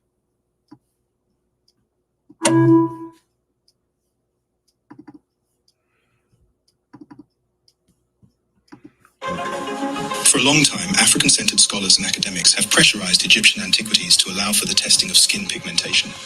This can be done via the measurement of the concentration of melanin to ascertain the exact skin tone of mummified individuals. Understand? Now, look, I'm showing you something on a whole nother level. Now, these niggas be telling you they dealing with the elders and this. These niggas is all lying to you. All these niggas is lying to you because I'm showing you the elder. This is what Sheikh Anta Diop was on. Sheikh Anta Diop was on biology, biochemistry, neurochemistry. Listen to what I'm telling you. Sheikh Anta Diop is not known around the world for no fucking chakras and all that. He's known around the world for being a man of science. Pay attention. Let me show you. This is why when I say, listen, hit the Cash App, $ Minister EnQi. This is why you're supposed to say, yeah, we got to build this up. We got to build EnQi into an institution because there's nobody left keeping the torch lit. All the rest of these niggas is burnt out on some chakra pedophile wild shit. LSD. I'm on LSD. I'm a psychonaut. I use all the drugs. I use everything.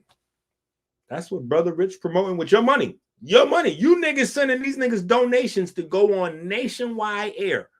When he get off the fucking YouTube channel and get on fucking nationwide Sway Show, he's representing the conscious community as, Oh yeah, well, LSD, this, and what the fuck? Y'all niggas ain't in the uproar? No blood fucking clod, man. For a long time, African-centered scholars and academics have pressurized Egyptian antiquities to allow for the testing of skin pigmentation. This can be done via the measurement of the concentration of melanin to ascertain the exact skin tone of mummified individuals. Understandably, Afrocentric anthropologists have always been confident in the knowledge that ancient Egyptians will cluster among the same racial stock as modern Africans. Esteemed historian and physicist Dr. Chakra Diop developed a simple melanin dosage test that would be able to return the exact living complexion from any mummy based on a minuscule sample of the epidermis. What's important to note here is that melanin concentration is responsible for skin pigmentation. Now, let me stop and explain this to you niggas why the purple phase is so important. Let me explain this to you why the purple phase is so important. Okay, here we go right here. The purple phase is so important is because genetically something is happening to you. Your pigment. Wake up. That's why this is melanin versus diabetes. It is a global fucking attack on your biology, on your neurochemistry and biochemistry in real time. In real time. And real soldiers on this forefront could use the real nationwide, like we could change the world. But you niggas are being led by operatives into believing mystery, make-believe bullshit. And this is why fucking mental illness is going up through the roof, along with diseases from lifestyles. And Dr. Sebi dead in his grave already. Dr. Africa dead in his grave already. So what legacy and impact did them niggas really leave if the numbers of cancer going up higher, diabetes going up higher? I know Dr. Sebi rolling around in his fucking grave right now because AIDS numbers going up higher and the kids getting positive AIDS tests is becoming younger and younger. So where the fuck is the real healers at? Oh, I tell you, they with Brother Yaki with they fucking G-spot in their anus, popping their anus and all that. They doing twerking with 19 keys and Yaki with their G-spot in their fucking anus. That's what niggas is doing. Yeah. See, this is what I'm on. I'm on that Sheikh Anta-Diop shit. For a long time, African-centered scholars and academics have pressurized Egyptian antiquities to allow for the testing of skin pigmentation. This can be done via the measurement of the concentration of melanin to ascertain the exact skin tone of mummified individuals. Understandably, Afrocentric anthropologists have always been confident in the knowledge that ancient Egyptians will cluster among the same racial stock as modern Africans. Esteemed historian and physicist Dr. Chakra Diop developed a simple melanin dosage test that would be able to return the exact living complexion from any mummy based on a minuscule sample of the epidermis. What's important to note here is that melanin concentration is responsible for skin pigmentation. The more melanocytes present in skin, the darker an individual will be. Diop himself stated, although the epidermis is the main site of the melanin, the melanocytes penetrating the derm at the boundary between it and the epidermis, even where the latter has mostly been destroyed by the embalming materials, show a melanin level which is non-existent in the white-skinned races. In the case of the mummies sampled by Diop, in spite of some significant melanin degradation, they still possessed a concentration of melanocytes well within the dark-skinned ranges, normal for black Africans, but considerably beyond the accessible range for Eurasian peoples. Regarding the origin of his samples, Diop continues, the samples I myself analyzed were taken in the physical anthropology laboratory of the Musée de l'Homme in Paris of the mummies from the Marietta excavations in Egypt. For 2 years past, I have been vainly begging the curator of the Cairo Museum for similar samples to analyze. No more than a few square millimeters of skin would be required to mount a specimen. Naturally, his attempts to advance this test have faced staunch resistance from the gatekeepers of Egyptology, who only benefit from the lack of transparency in a shameless attempt to perpetuate the myth of racial ambiguity. This allows them to make estimations and promote reconstructions that are illogically and politically based on the current ethnically divergent population of Egypt, as opposed to their actual complexion based on a consistent and measurable variable that is easily acquired. Come on, what the fuck? Kevin Hart needed this shit, right? Kevin Hart, just think about this in the real world. Think about this. Kevin Hart was about to go grab a bag, millions of dollars. Millions of dollars. He had a show planned in Egypt, remember? And in that show, Kevin Hart was planning on teaching a part of his show. He was going to do an ode to Richard Pryor, because remember, Richard Pryor used to teach about ancient Egypt a lot. And he was going to talk about the original Egyptians being black, dark-skinned people. And when they found out about this in Egypt, they canceled Kevin Hart's show and said, that's not real. The ancient Egyptians look the same as the modern Egyptians, light-skinned Arab, you know, these niggas. Yeah.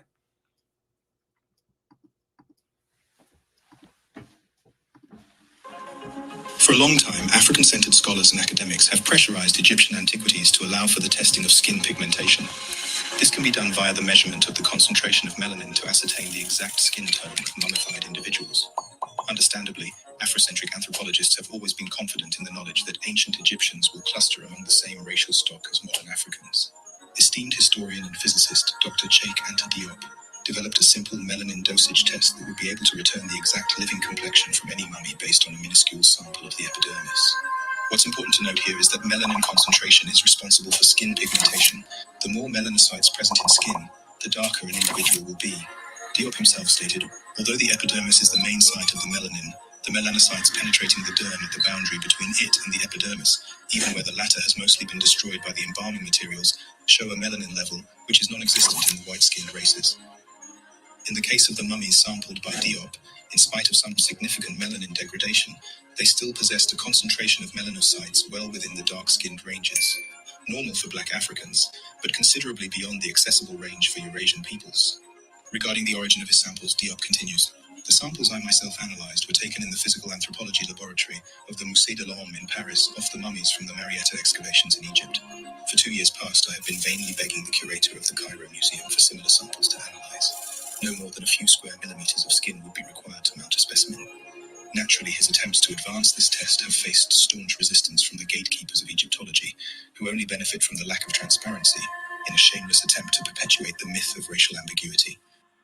This allows them to make estimations and promote reconstructions that are illogically and politically based on the current ethnically divergent population of Egypt, as opposed to their actual complexion based on a consistent and measurable variable that is easily acquired. However, more recently, during an excavation headed by the German Institute for Archaeology in Cairo in the year 2000, researchers sought to carry out anthropology, which is non-existent. Now, keep in mind, this shit gets confusing. Listen, I'm going to tell you how it gets confusing. Because you got different groups of Moors. So you got Moors promoting all, they like Christians. They got different shit, fighting each other, making up shit, freestyling shit. But a lot of them really believe that they supposed to be from Morocco. So a lot of them you will see really believe that they're Arab and that they're Arabic and blah, blah, blah. So these guys will be deep into this Arab, you know, they'll be going along with the guys that's actually suppressing their culture. And then they would try to teach you that as a form of self-empowerment. They don't realize that these same Arabs that's pretending now to be the original Egyptians is the guys that sold the Egyptian mummies to be eaten as food. Remember that. Go get the book. Mummies, Cannibals, and Vampires by Richard Sugg. It documents who sold the mummies, what was they used for. If you go into medical school, they teach you in medical school that the earliest medicines were cannibal medicines. Cannibal medicines are medicines that's made out of other people. They started the early medicines, early pharmacia or early pharmacia with mummy wrappings. The mummy wrappings had the top layer of the skin from the mummies, and they was using that top layer of skin, the epidermis layer. The very same epidermis layer that Diop said is the richest layer with the melanin in it. They was using that to eat for medicine. It may sound crazy, but go look it up and see. Cannibal medicine. Go get the book. Let me see if I could just pull up. Let's see what happens if we do a quick little. What happens if we do a quick little research, a quick little, little Google? What happens if we Google that? Cannibal medicine. Oh, here we go. Boop. Look at here. Look Look at what we have here when we just type that in real quick. Look at that. I don't make up shit over here now. Medical or medicinal cannibalism is the consumption of body parts of the human body, dead or alive, to treat or prevent diseases. The medical trade and pharmacological trade use of human body parts and fluids often arose from the belief that because the human body is able to heal itself, it can also help heal another human body. Much of medical cannibalism applied the principles of sympathetic magic. See that magic coming in? That same chakra. For example, powdered blood helps bleeding. Human fat helps bruising. Powdered skulls help with migraines and dizziness, right? So, look, drinking human blood was back in cannibalism in Rome, where they was doing it for epilepsy. They don't show you this in the movies. When they show you the guillotine chopping heads off, or the Roman soldiers cutting heads off, after that happens, all of the people that watched the head getting chopped off, they run up to the head with bowls and cups and catch the blood and drink it. That's what they was doing. That's what they was doing. Look. Medicines were created from human bones, blood, and fat and believed to treat many types of illnesses. Tinctures to treat internal bleeding were made by soaking mummified bodies in alcohol or vinegar. See, and you goofy niggas still believe you're supposed to have vinegar for health purposes. This is where the origin of that shit come from. Yeah, y'all don't even know what y'all doing. Anyway.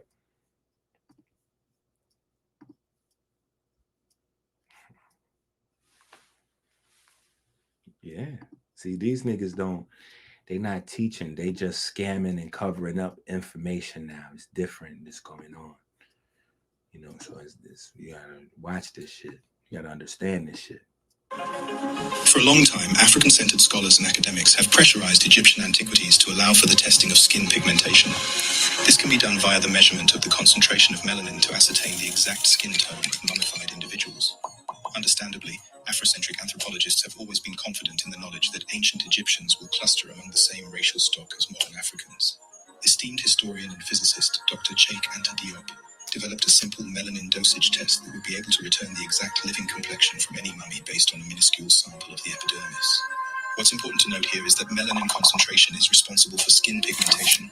The more melanocytes present in skin, the darker an individual will be.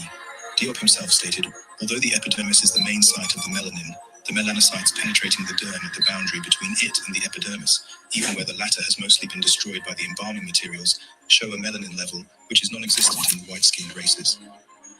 In the case of the mummies sampled by Diop, in spite of some significant melanin degradation, they still possessed a concentration of melanocytes well within the dark-skinned ranges, normal for black Africans, but considerably beyond the accessible range for Eurasian peoples.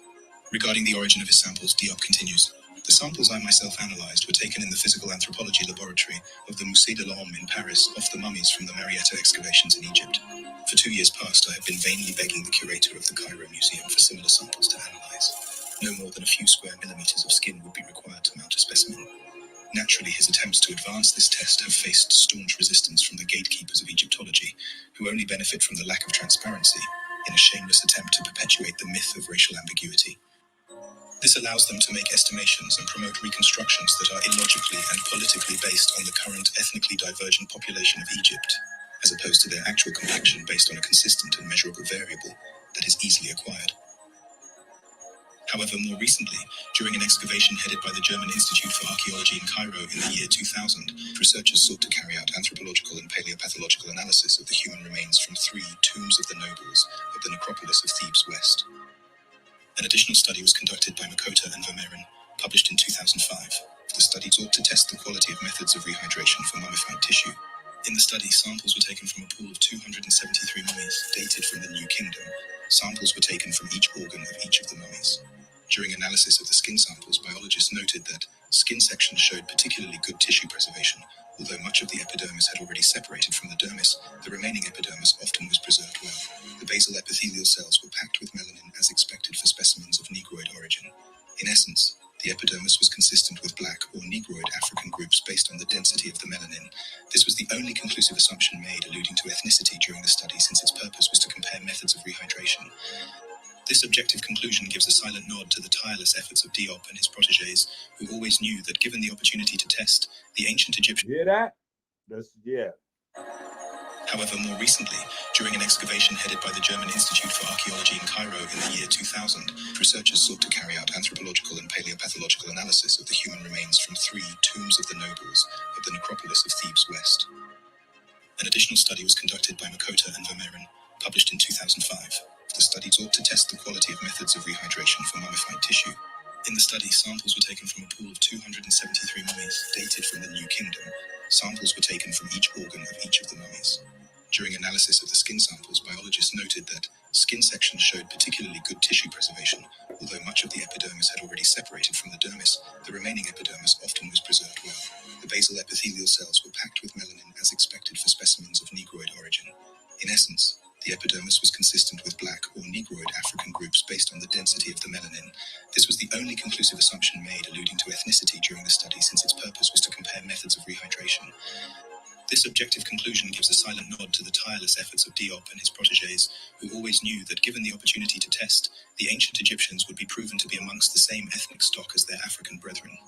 Thank you for joining me on The King's Monologue. Purple phase not only regrows beta cells, but a part of the mechanism it uses to regrow beta cells is melanogenesis.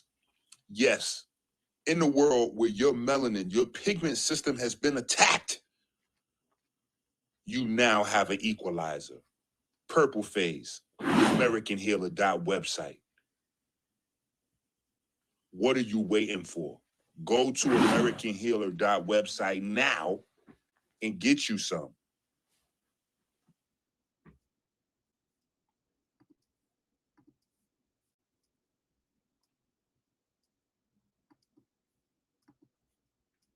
See, that's what we're supposed to be on. Right? We're supposed to be on that. Getting to the real.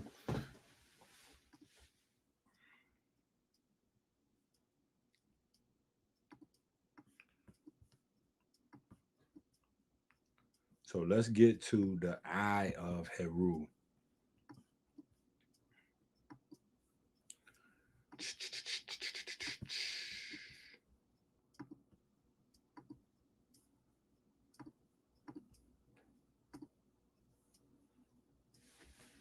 Okay.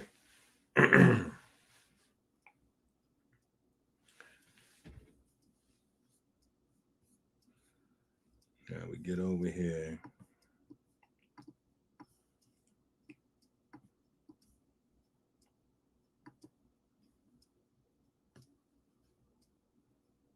Let's just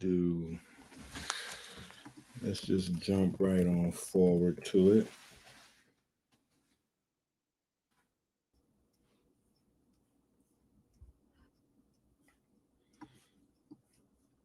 We see this here? So this is what your pineal gland is made out of.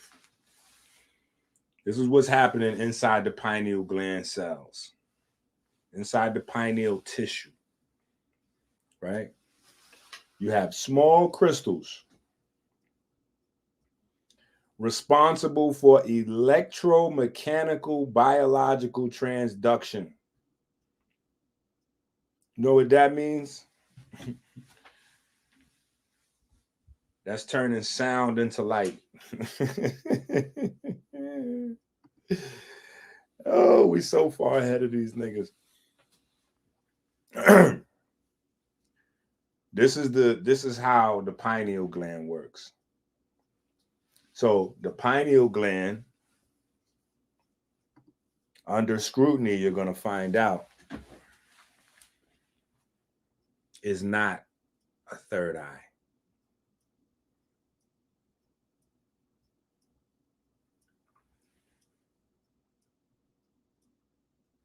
The pineal gland is not a third eye.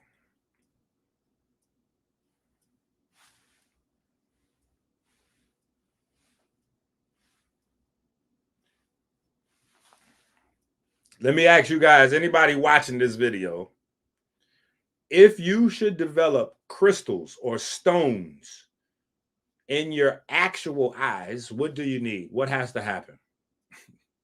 You need a surgery, right? You need a surgery because your eyes will no longer be able to perform their function. Do you know why? Because your eye is basically a small, tiny little bottle of, like a little body of water. That's what your eye is. Your eye is a little pool of water. Your eye is a little pool of water that has a wide variety of pigment in it. The pigment inside the water is what absorbs the light and converts that light into information. And in order to run that information out of the eyes, you have the nerves, right? So you got nerves and you got a wide variety of pigment cells in these little two water balloons, little two water bubbles, if you will, right? Now, in order for these eyes, these little bodies of water, these little pools of water to properly work, you have to have the right ability to absorb light and reflect light. So the geometry has to be right inside your eye. If the geometry is not right, the light and all that's not gonna, your vision's gonna be crazy. Your vision, whether you're farsighted or nearsighted, is based on the geometry of your eyeball. So you have a lot of pigments inside the eye to hold the eye in the right shape. So now you have pigments, and these pigments are very clear. So you think like you're going to look in there and see like skeletal muscle. It's not like that. I'm telling you what's in your eye, why it's in your eye, how your eye functions, so that when you learn what a eye is, you will know what a eye is not. Correct. So an eye is a little pool of water with a lot of pigment in it so it could absorb light. Then it got nerves in it. So then when the pigment absorbs the light and then turns it into information, the nerves can come out of the eyes, right? Now you got two tracks for those nerves to go. One track goes this way. So it's going to take the information from the light, pay attention, that the eyes got, right? The two pools of water with the pigment. The pigment inside the two pools of water absorbs the light. The pigment turns that light into information, sends that information to the nerves. The nerves have two major pathways coming from the eyes for this information. One pathway going this way is to your optic tract. So now you're going to get pictures in the world around you. The other side, the other way the information goes to the hypothalamus, the suprachiasmatic nucleus, the hypothalamus, all of that. That's going, that information is the same light information. Only thing is this information, instead of being converted into pictures, is being converted into information for your NRF2 system, your endocrine system, you know, hormones, secretions, enzymes. It's converting your outside world into information so that your body knows how the cells need to manage their resources to deal with the outside world. So you have a real-time relay. The light's coming in, it's going this way, right? It's going pool of water, psh, jump in, swim over to the pigment absorb it, turn into information, go to the nerve. Nerves are sending it out two-way street. That way is going to become pictures, Hollywood. That way is going to become hormones and peptides and enzymes and all that. This is how eyes work, right? There's no crystal stones and all that in there, right? You're going to have cataracts or glaucoma or some other shit, or you have brand new disease if you start having calcium crystals developing inside your eyes. You need a surgery. You're in trouble, right? Now, it tells you exactly what the we just read it, right? This is not This is not what an eye is, right? This is not what an eye is. An eye is not this. An eye is not an electromechanical transduction mechanism. That's not what an eye is, right? What this is telling you is about sound. This is telling you about sound and movement, sound and vibration, oscillation, pressure, timekeeping, right? It's a crystal. It's piezoelectric like the rest of your body. You put pressure on it, it produces an electric current. You put pressure on it, it produces a current. Sound, you got cavities. You got cavities all throughout your body. These cavities create resonance with sound. So the sound can become more impactful, right? So you have sound compressing the pineal gland. That's you now you're in business, right? Not your anus compressing your pineal gland. Sound coming into the cavities, your sinuses, right? Yeah, what do you think sinuses are for? Right? Sound, right? And it just so happens that the sinai, the sinai is where all of the pineal stuff happened in the Bible. The sinai, pineal, sinuses, pineal. Don't add that. Strike that from the record, Your Honor. Don't just, that went right over the niggas. So what I'm telling you about, scratch that. What I'm telling you about sound and mechanical stress, right? That's physical pressure being put on the pineal gland.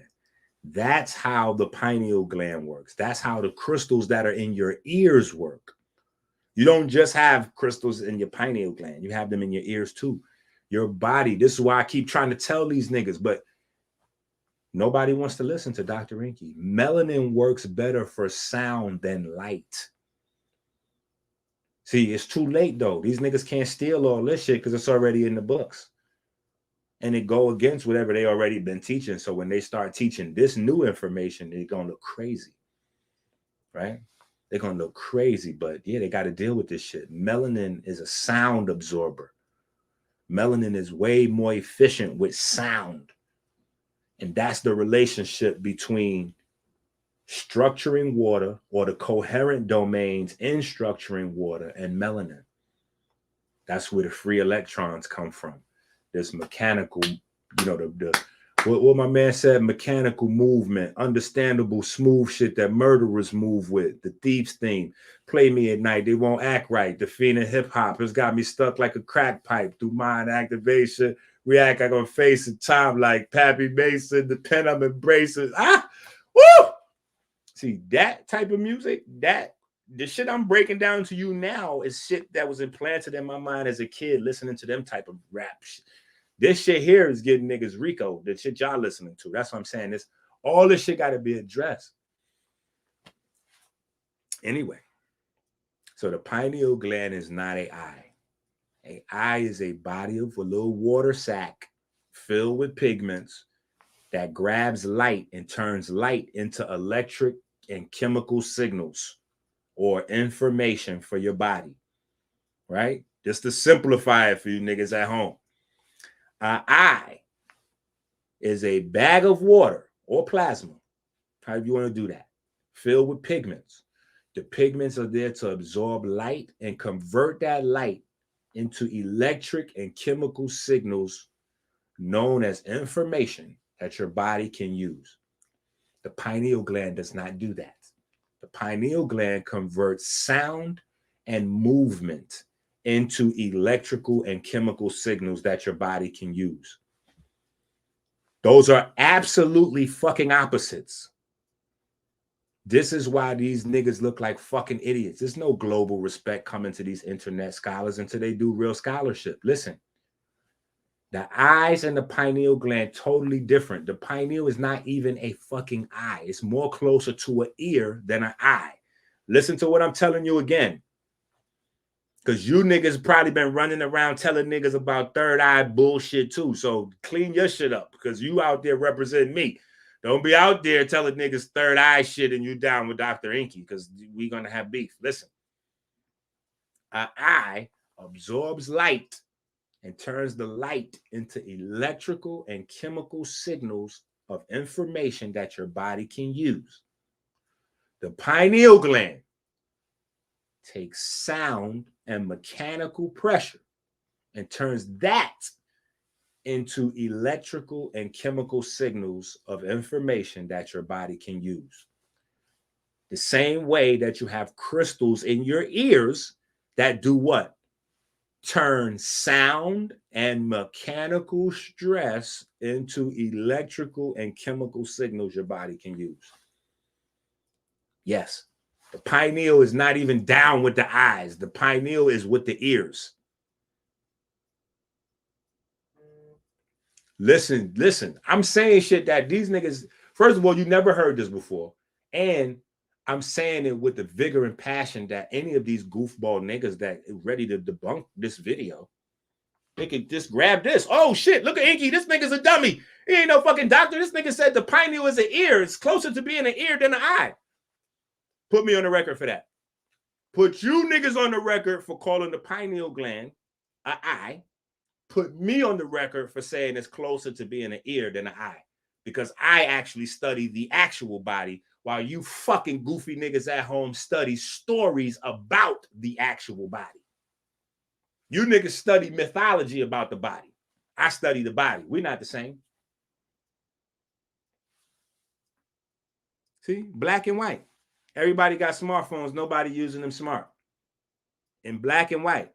Electromechanical, biological transduction mechanism due to their structure and piezoelectric properties. So with piezoelectric properties, how do you get an eyeball? Right? So we hopefully ending this foolishness on science. Now, not the video. Just this idea. Remember, we separating. Here's the pineal gland. Here's what the pineal gland does. Here's what the pineal gland's made out of. Right? Here's the anatomy and science on the pineal gland. Now, let's go to third eye story and destroy third eye story. There's no third eye story. There's no third eye. Dead. Pineal gland is not a fucking third eye. If anything, it's a third ear. And guess what? Your ear, your depth of sound is way more in depth than your depth of visual, your visual sight. So it's not even close to your brain's preference for information, visual or audio. Right? You can't even get emotions and feeling into a movie without sound. Sound tell the story. Like y'all don't really understand audio. That's why when people do music, think about it. When people do music, the rapper do the raps, the producer do the beats. How come the producer that did the beats always get all the money? Because it's the music that's controlling your bio and neurochemistry. That's making you go purchase it, download it, and all your behavior.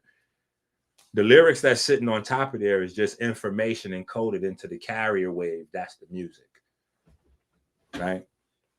Your voice is modulated information into the larger carrier wave. That's the producer doing his thing. These niggas can't fuck with me, bro. They're not in my weight class, man. I'm trying to tell you niggas, man. These guys not in my weight class. Okay, so now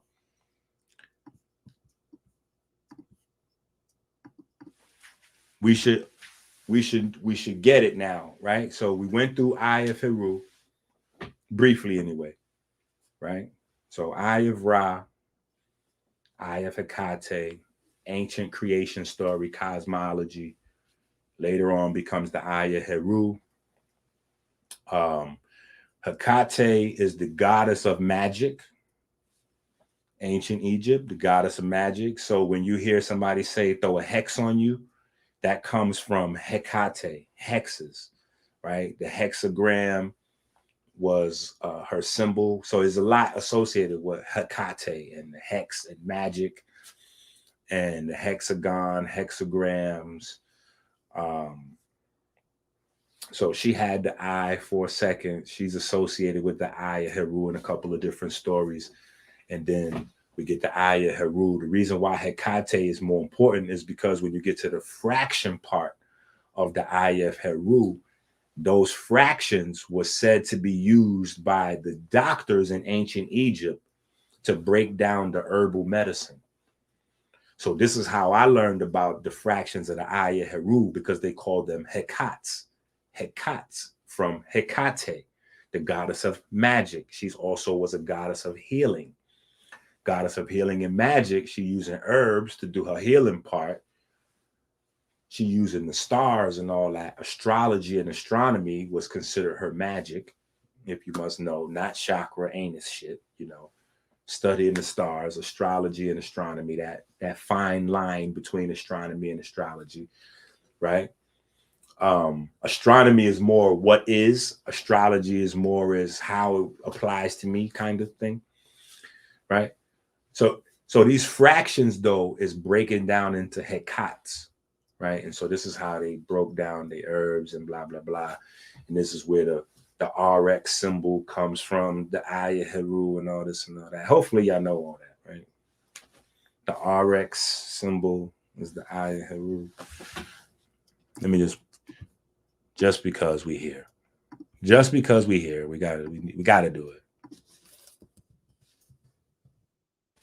There's somebody watching that's like, no, nigga, I don't know about that.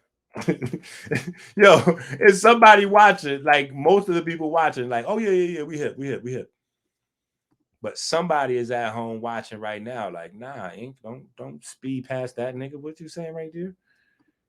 Break that down right there. I don't know about the RX symbol being the eye of Heru. So these are just you know, I'm not going to be yay or nay on it, but I'm just saying these are floating stories that the RX symbol was taken from the eye of Heru.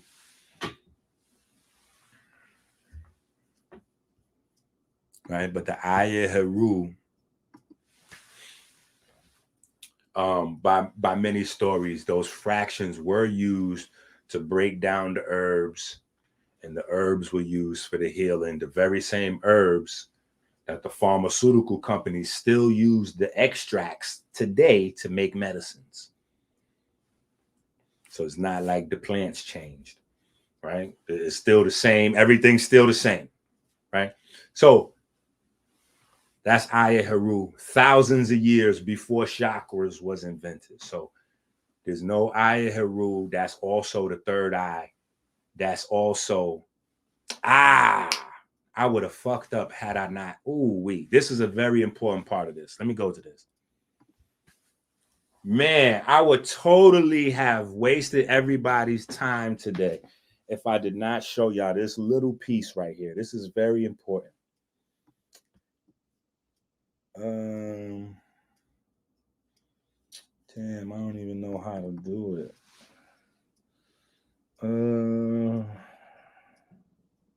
Let me do this. Let's type in the brain ventricles and see what type of pictures. Ah, beautiful. Beautiful. Now, do you see where the Eye of Heru actually comes from? See, this is perfect picture right here.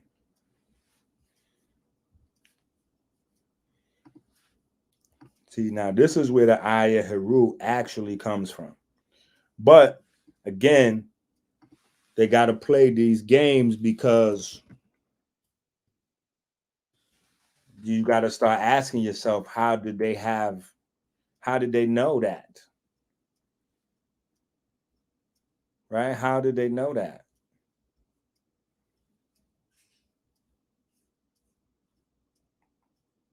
That's a hell of a thing there. Now how did they get that right? That's tough right there. Think about that. But let me show you, and this is, again, niggas don't study, right? See? This is this. Now, when you look at it, it just all of a sudden make too much sense. Oh, yeah. Damn, EnQi, you right. But see, guess what happens? Look, when you say EnQi, you right.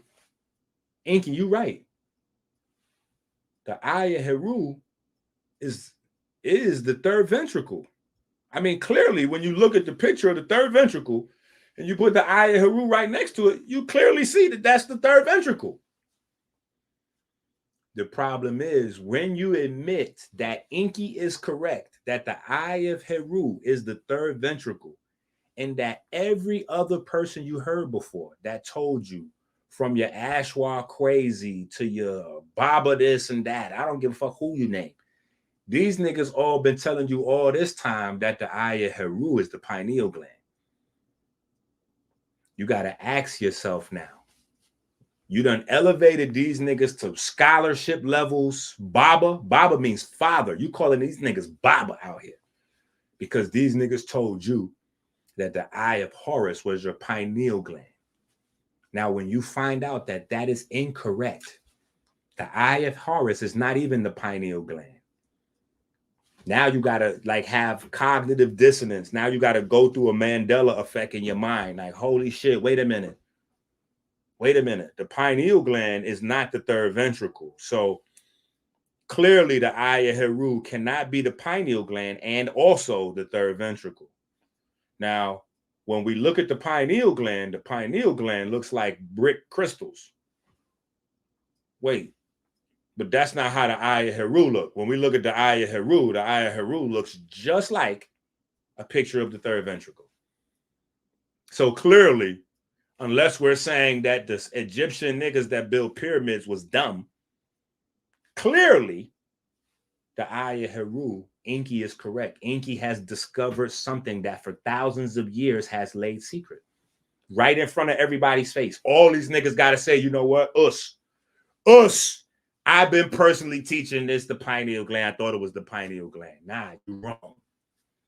It's not the pineal gland. You can't go past that because you can't ascribe features and functions to a gland that's coming from somewhere else in the body and think you also going to have a healthy understanding of how the body works.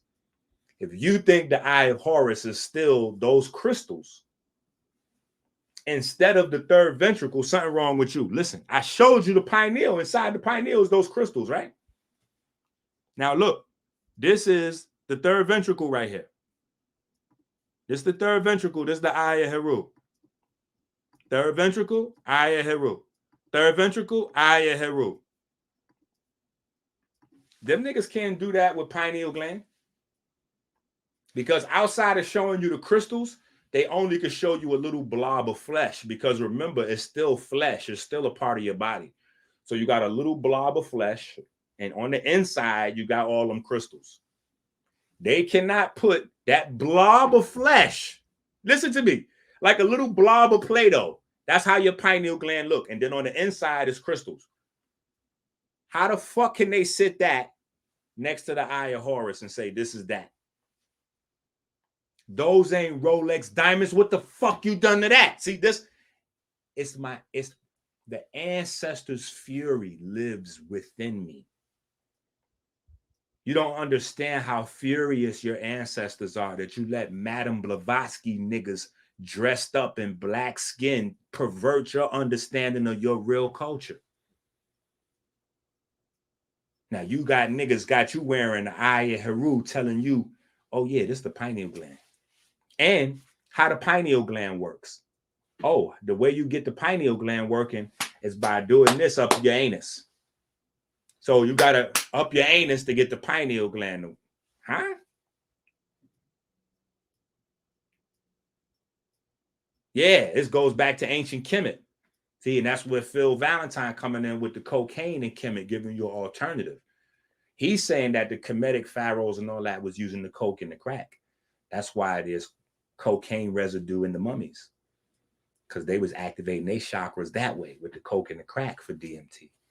The other idea is to do the anal sex to activate the chakras and get the pineal gland activated.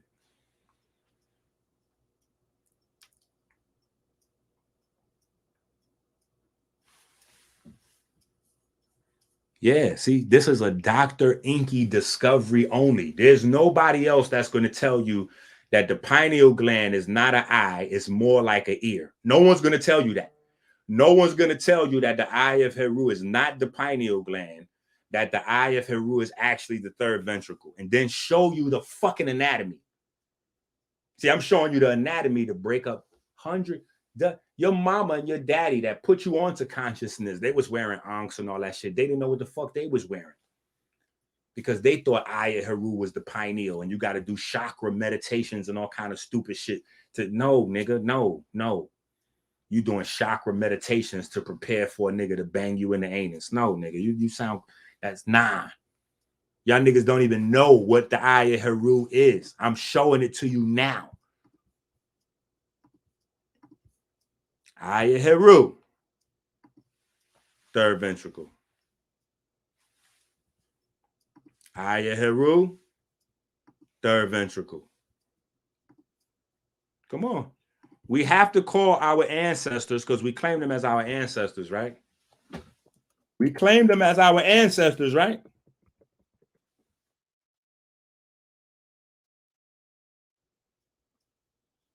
Come on now.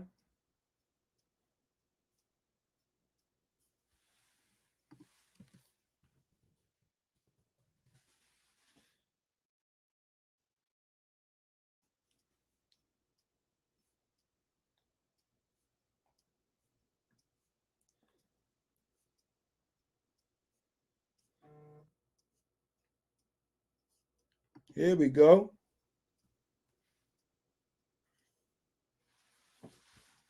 Here we go. Come on now. You see that little circle right there? That's your pineal gland. So now tell me, now you getting the look, you doing the eyeball test, like they say in the NBA, in the basketball. You know, Jordan, you know, they say that in the NBA. That's what they say, you know, Jordan, you know, LeBron got the statistics, but I mean, you know, if you young folks was there to really see the eye test. EnQi sips blue magic. Listen, if you niggas was there to see the eye test, well, guess what? I'm giving you niggas an eye test right now. Right now, you get an eye test. You get to look, this is the eye test. See, these niggas can't fuck around with me. I don't even play no game. Look, we're getting ready to look at the eye of Heru, right? Then we're going to look at the pineal gland. Then we're going to look at the eye of Heru, and we're going to look at the pineal gland. And we're going to see if, in any way, shape, form, or fashion, the pineal gland actually looks like the eye of Heru. Then we're going to look at the third ventricle, and then we're going to look at the eye of Heru. And then we're going to look at the third ventricle, and then we're going to look at the eye of Heru. And we're going to see if the third ventricle looks like that. Come on, let's do the eyeball test. It's like the Pepsi Cola test back in the day. Come on. So now here we go. Now we're looking at the pineal gland, right? Now we're looking at the eye of Heru. We're looking at the pineal gland. We're looking at the eye of Heru. We're looking at the pineal gland. We're looking at the eye of Heru. Now let's go over here. Pineal gland, eye of Heru. Third ventricle. Eye of Heru. Third ventricle. Eye of Heru. Third ventricle. Eye of Heru.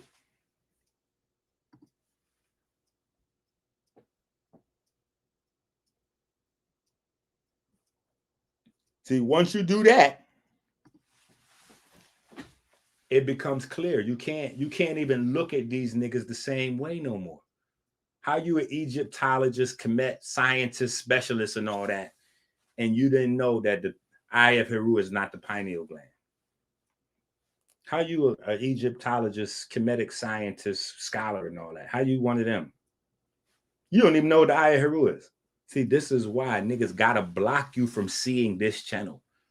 This channel destroys whole legacies. Niggas got 20 years of teaching. You listen to me for 2 minutes and you be like, hold up, this nigga don't know what to, like the whole, we got to trash the whole 20 years of SETI and Chakra Akmos. We got to smash all this shit we learned because these niggas, what is Jabari talking about?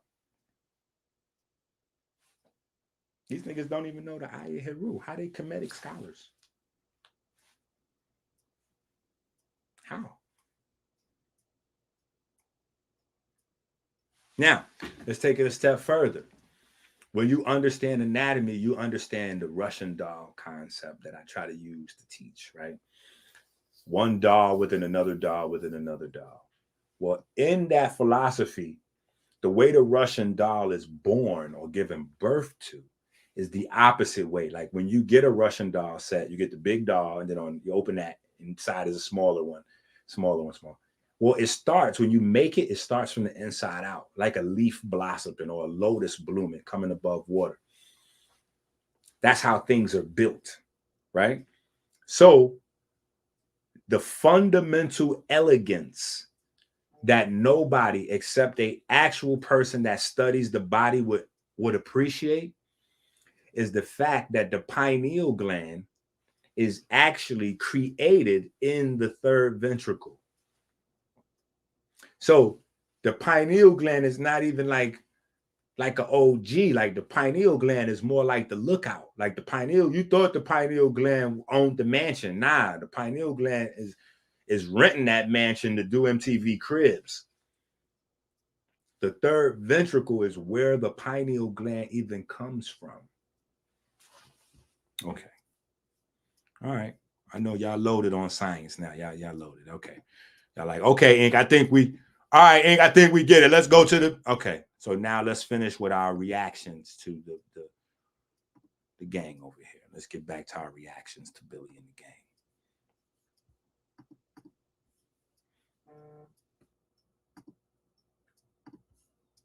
Okay.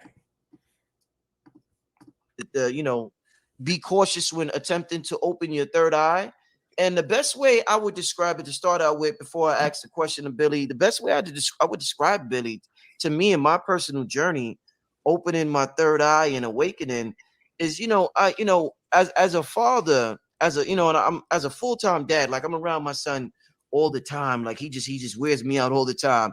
It's the most, and I will compare that to opening my third eye. It's the most beautiful, but yet one of the most difficult things I've ever done, and the thing with the third eye, Billy, if people aren't ready or if they don't know what's going to happen, some people turn crazy.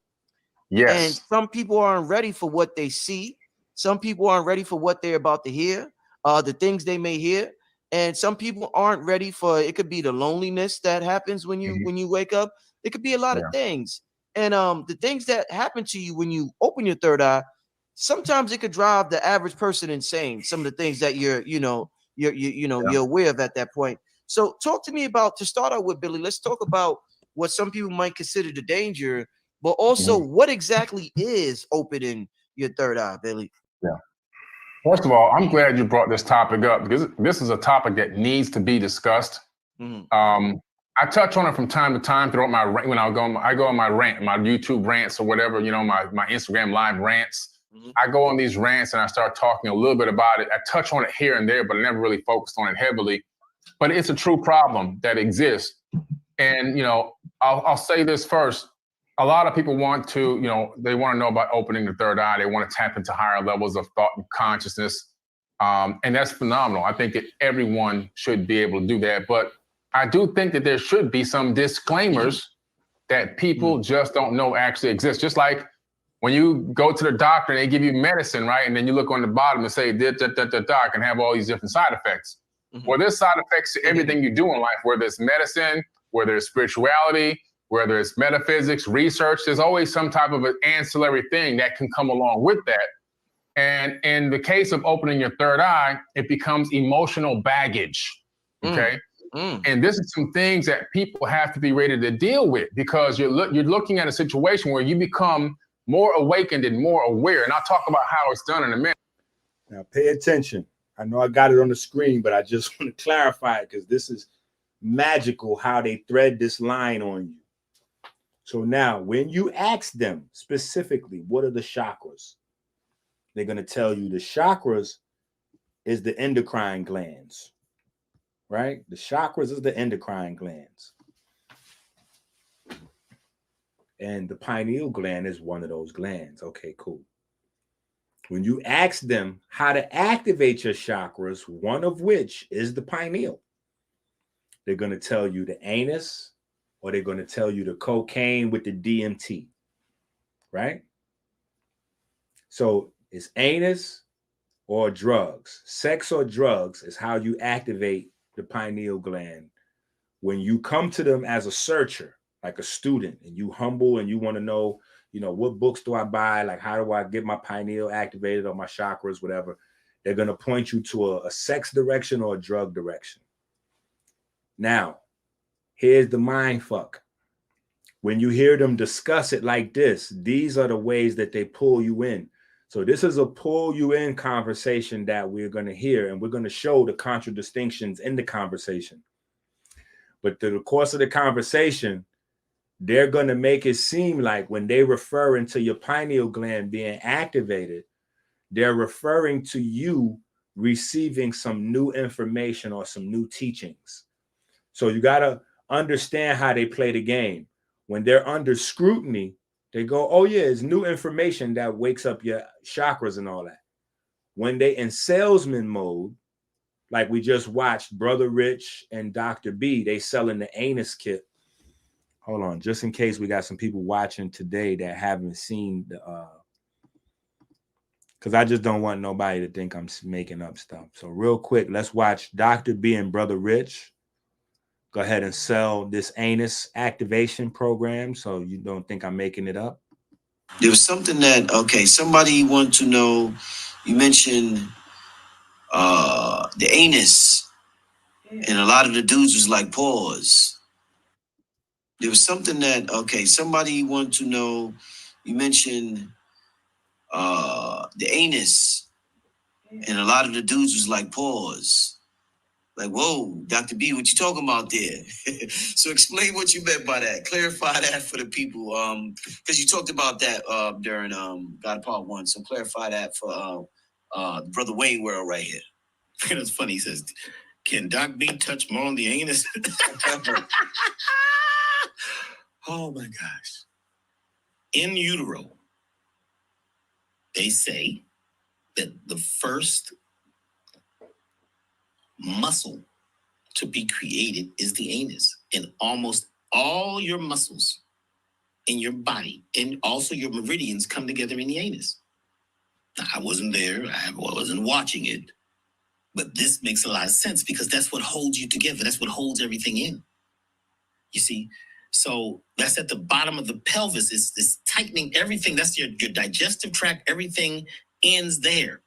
It is directly opposite your pineal, as above, so below. So a lot of people have been trying to do all this work on their brain and their head to get their pineal to come online. The pineal is piezoelectric crystals, calcite strings of crystals. It's made of a type of calcium.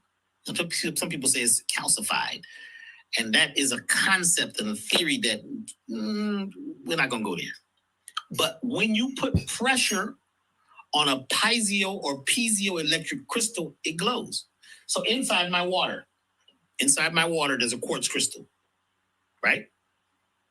And if I were to take this crystal out and I was to have a vice, like a vice like they use in the shop, and I was to put pressure on it, with all the lights off, it would glow. Piezoelectric crystals, there are crystals that you put pressure on and they emit light or electricity. The pineal gland is it's a crystalline system that you put pressure on. How you put pressure on is you have to start at the anus. We talk about this in God Power 2.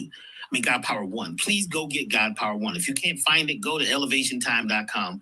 We still have it there on the website. You can go get God. So here is them selling the anus program. Pay attention. Pressure on, and they emit light or electricity. The pineal gland is it's a. So he's explaining right here. I know y'all niggas can't believe this shit, but this is what these niggas is doing. He's explaining right here that when you put pressure up your anus, your pineal gland is going to be lighting up. So every time somebody pumping you from the backside, your pineal gland going to be lighting up like Rudolph the fucking red-nosed reindeer. Your pineal gland, you're going to be looking like Rudolph the red. What the fuck is going on? To be created is the anus, and almost all your muscles in your body and also your meridians come together in the anus. Now, I wasn't there, I wasn't watching it, but this makes a lot of sense because that's what holds you together. That's what holds everything in. You see? So that's at the bottom of the pelvis, is tightening everything. That's your digestive tract. Everything ends there. It is directly opposite your pineal, as above, so below. So a lot of people have been trying to do all this work on their brain and their head to get their pineal to come online.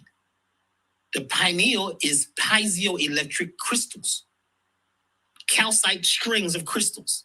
It's made of a type of calcium. Some people say it's calcified. And that is a concept and a theory that we're not going to go there. But when you put pressure on a piezoelectric crystal, it glows. So inside my water, there's a quartz crystal, right? And if I were to take this crystal out and I was to have a vice, like a vice like they use in the shop, and I was to put pressure on it, with all the lights off, it would glow. Piezoelectric crystals, there are crystals that you put pressure on and they emit light or electricity. The pineal gland is it's a crystalline system that you put pressure on. How you put pressure on is you have to start at the anus. We talk about this in God Power 2. God Power 1. Please go get God Power 1. If you can't find it, go to elevationtime.com. We still have it there on the website. You can go get God Power 1. But you start this, God Power 1. Please go get God Power 1. If you can't find it, go to elevationtime.com. Start at the anus. We talk about this in God Power. Start at the anus. We talk about this in God Power 2. God Power 1. Please go get God Power 1. If you can't start at the anus. We talk about this in God Power 2. God Power 1. Please go get God Power 1. If you can't find it, go to elevationtime.com. We still have it there on the website. You can go get God Power 1. But you start this exercise by squeezing the anus, and you squeeze energy all the way up your spine. It's just that it's not given to believers. It's only you maintained amongst the priesthood. Are we clear? Now, keep in mind also, part of the mission of Noble Duality is to pull the covers off of all secret organizations. And also to expose the fundamental principles for the purpose of dissolving the corruption of the priesthood by exposing what the priesthood knows. And most of the stories that you read in the different books about different characters actually have to do with different energy activities within your body and the activation of those energies, the development of your body, or we can say the Christ, the body of Christ. Or that in the Christ actually is in reference to Krishna, which actually means the burnt one. But the burnt one represents the activation of the pineal gland, and thus the ascension or nirvana, the activation of the chakras, the 7 wheels, etc. You have many more wheels, but you have 7 major chakras. And so everything that is based divine law is based on 7. So whether you're doing 7 golden candlesticks, 7 counter rotations around the Ba, etc., 7 hermetic principles, 7 eyes of Allah, 7 days of the week, they're all related. And all of them represent energies. The truth that is by divine law in nature, when people just simply activates on its own, meaning that your chakras will activate on their own. It's just that our belief systems that we've adopted from the priesthood have been actually turning your will against yourself and calcifying your pineal gland, meaning you've been shutting yourself down.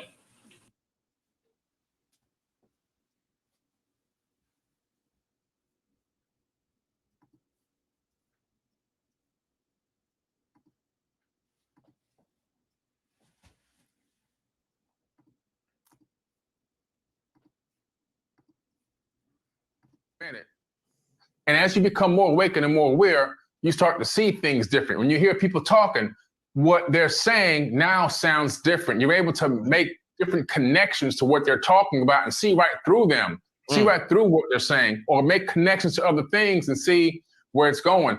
But the biggest problem you have is expressing this higher level of knowledge to them or even others. They don't want to hear it. They can't hear it. They can't see it. They can't understand it. They reject it. A lot of the time, when you go to the doctor and they give you medicine, right? And then you look on the bottom and say, it can have all these different side effects. Well, there's side effects to everything you do in life, whether it's medicine, whether it's spirituality, whether it's metaphysics, research. There's always some type of an ancillary thing that can come along with that. And in the case of opening your third eye, it becomes emotional baggage, okay? And this is some things that people have to be ready to deal with, because you're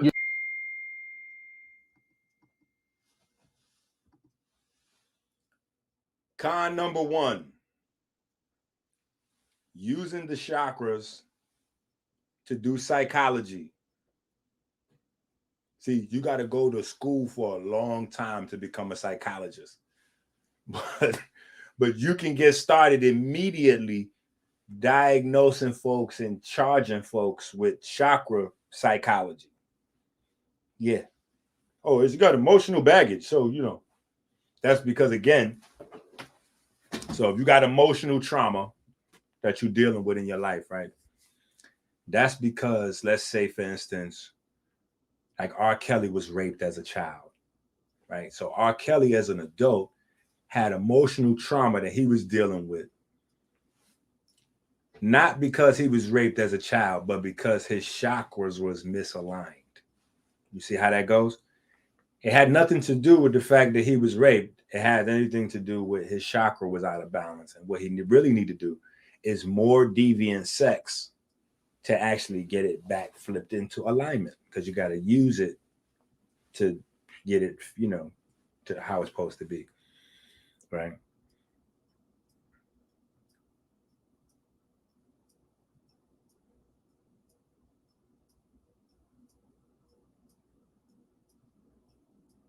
So pay attention to all these little embedded, oh yeah, well, it's emotional.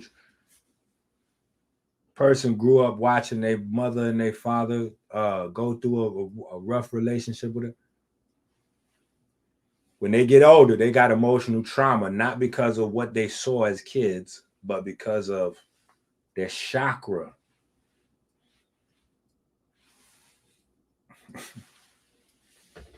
Needs an alignment. And your chakra need an alignment usually from a nigga that got a laundry list of fucking felonies on his record. So clearly, you're coming to this nigga to get your life in order, and he's making more mistakes than you making. So how? What? It's the blind leading the blind. This motherfucker got activated chakras. How? Look right now. All the niggas that was teaching activated chakras in the conscious community in jail. How the fuck they chakras didn't get in my? Dr. York supposed to have the most activated chakras of all time. Remember, he started with 7 chakras. Then he said he had 9 chakras because he was at another level with the information. Then he started telling niggas that his chakras is what connected him to another planet. So his physical body was born on Earth, but his spiritual body had chakras. He had 720 chakras that took him all the way back to another planet because he had 720 chakras. All them motherfucking chakras. That nigga couldn't get a parole. Hey, he should have traded in a few of the motherfucking chakras, huh? Huh? I bet you right now, Polite would trade in his activated chakras to get a little fresh air. I'm just saying.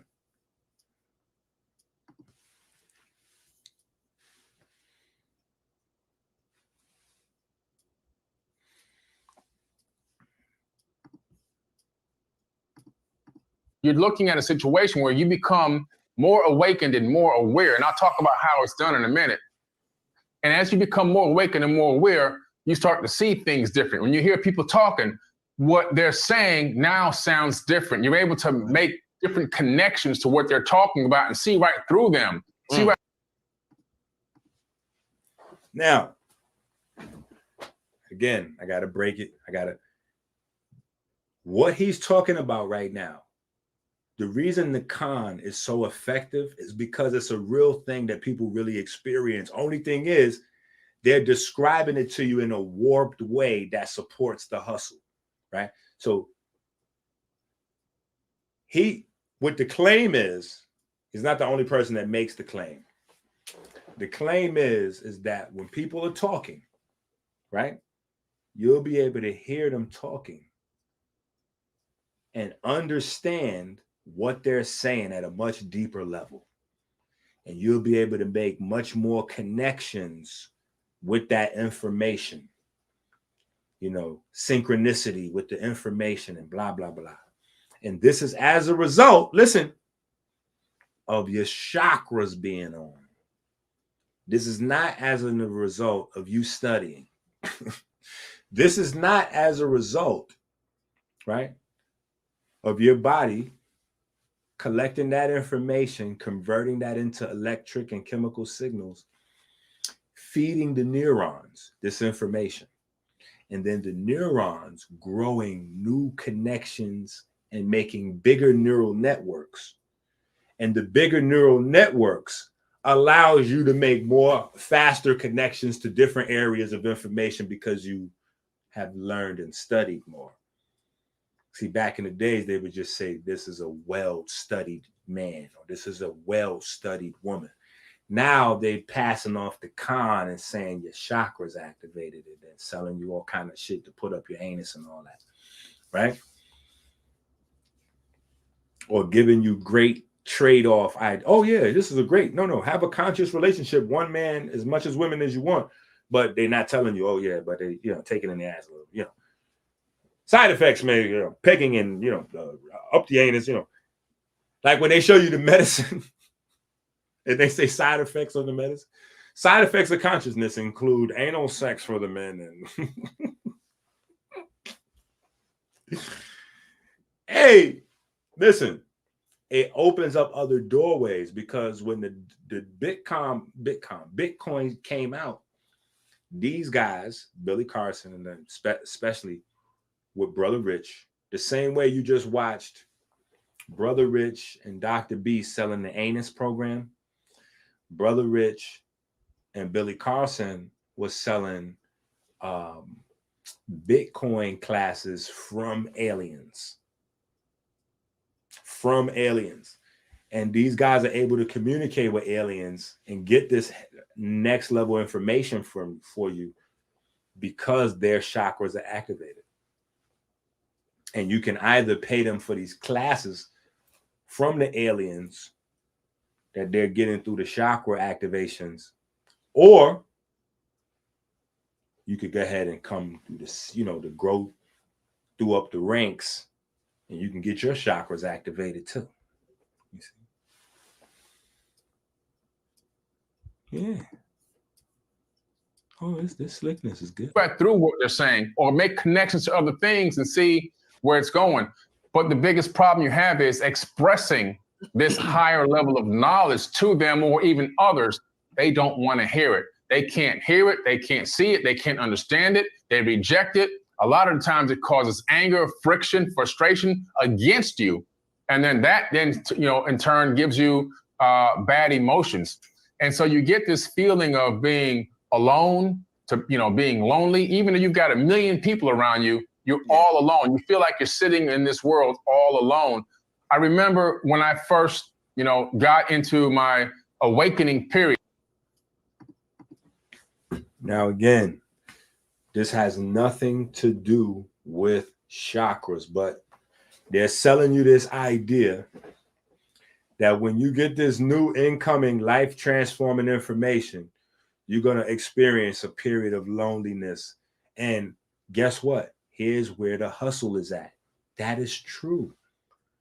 In many instances, like if you in school, high school, and you smoking cigarettes, drinking beers, whatever, with the people and whoop, and that's your clique, the people you party with, the people you talk to daily, that you laugh with, that you cry with, they all drink and smoke. You drink and smoke.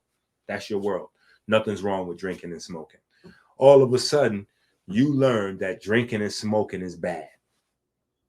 You don't learn nothing deep about God or Jesus, Buddha, Allah. You didn't learn nothing about no fucking pyramids or chakras or none of that. You just learned that smoking and drinking is bad. And you're like, oh shit, you taking it serious. It's impacting you. You know, like you had a, you know, like your moms or your dad might have died from some shit. And you're like, no, I'm not letting that happen to me. I'm changing up my whole shit right now. I'm quitting smoking and I'm quitting drinking. I don't know what the fuck I'm gonna do, but I'm not gonna do that. Guess what happens? You go through a period of loneliness, right? You know why? And this new information brought you this period of loneliness, not chakras, nothing to do with chakras. Is because we commune, right? We're herd creatures. We're habit creatures, creatures of habit, herd creatures. We commune based on our vices and the things that we do for fun, recreation. So when I smoke and I drink, my whole clique, they smoke and they drink, everybody's good. When we talk on the phone, we talking about high shit. We talking about cigarette shit. We talking about alcohol shit. Like that's what we talking about. We're talking about the last time we had an amazing time smoking. And we're talking about the next time we'll have an amazing time smoking or drinking or doing whatever it is you do, right? The moment you give those things up, you're going to find out you have nothing to talk to these people about. Not because your fucking chakras is activated or your pineal gland or none of that. Just because the thing that bound y'all together, you have grown out of now. Now you grown out of that. You ain't on that. You ain't getting ready to you ain't getting ready to miss lunch. So you got half on a bottle or half on a bag or whatever the fuck, you know, whatever the new thing is people are doing, right? You're not getting ready to hold your lunch money or your whatever, you know, you ain't even on, you know. Now you can't even, y'all don't even vibe. When you replace those habits, you got cleaner habits. So now you're going to get a new group of friends around those new habits because the time and the money and the effort and the resources that you spent smoking and drinking got to go to something else. So now you replace that with, you know, working out now all of a sudden. Now you working out. Now you got on your healthy shit, you working out. Well, guess what? You're going to be at the gym. You're going to be at the smoothie place. You're going to be watching shows about herbs and this, and that, and the other, right? You're going to be watching BitChute videos that's too hot for YouTube about the new medicine that, you know, whatever, right? The old friends that's smoking and drinking, they still smoking and drinking. They still talking every day about that. You know, a new cigarette that came out, a new strain of weed that came out, a new fucking, you know, Puffy released a new liquor or whatever the fuck. He got dropped from his old liquor and now whatever. In that universe, they still talking about that. They're not interested in none of that shit you're talking about. They don't give a fuck about no vegetables, no smoothies, or no bench presses or push-ups or none of that. They don't want to hear that shit. They can't do none of that. They're not even interested in that. They own what they own. So now you have to start talking that shit to other people that's interested in those things. Smoothies and herbs and diets and government, pharmaceutical conspiracies and all that other shit. You got to find people interested in that. Guess what? When you find people interested in that and you start talking to those people about those new things that you're interested in, you have effectively got rid of your old friends and got you some new friends. Because that is how people bond. That has nothing to fuck to do with no chakras or pineals activated. It's simple socializing, how humans behave. I'm interested in talking about blue magic sea moss. You interested in talking about burnt batana oil. Okay, well, you got to go find niggas interested in that over that way somewhere. I don't know. We on this.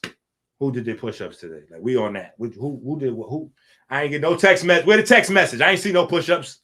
What's up? We on that. You talking about that? If you're not talking about that, you got to go that way. Stage left. We on that. And we on that till we successful. We on diabetes versus melanin till we change the globe. You know what I'm saying? That's what we on. That's what we like to talk about. Right? So this is how it goes. This ain't got nothing to do with no fucking chakras or no pineal gland. But these guys using the understanding of socializing and how people's psyche work to manipulate you into believing that these things have something to do with imaginary chakras. It doesn't. Period. It's just common sense. This is how it goes. When you hang out with people that throw water balloons, they all into water balloons. They talk about water balloons. I got some friends. Here's an example. I got friends that like watches. We talk to each other about watches. We text each other about watches. Shit. Now, some of those friends, I talk to them about other things. So we have other things in common that we dialogue about, which means that person I'm probably going to talk to more often. Say, for instance, I'm into health shit, right? And I'm giving you real shit. So hopefully you understand this fraud shit is really fraud shit. I'm giving you science and real life. Now listen, take me for example, Dr. EnQi. You know me for being with my children, right? So that means I'm interested in shit that's going on with the children. You know me with the health and the exercise and the herbs. And so I'm interested in all those subjects, right? Most of y'all know I got music. I put out my music. So y'all know I'm interested in the music. Boom, boom, right?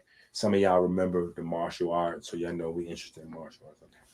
So now, with all the things that you know of that I personally like or enjoy, that I'm interested in, right?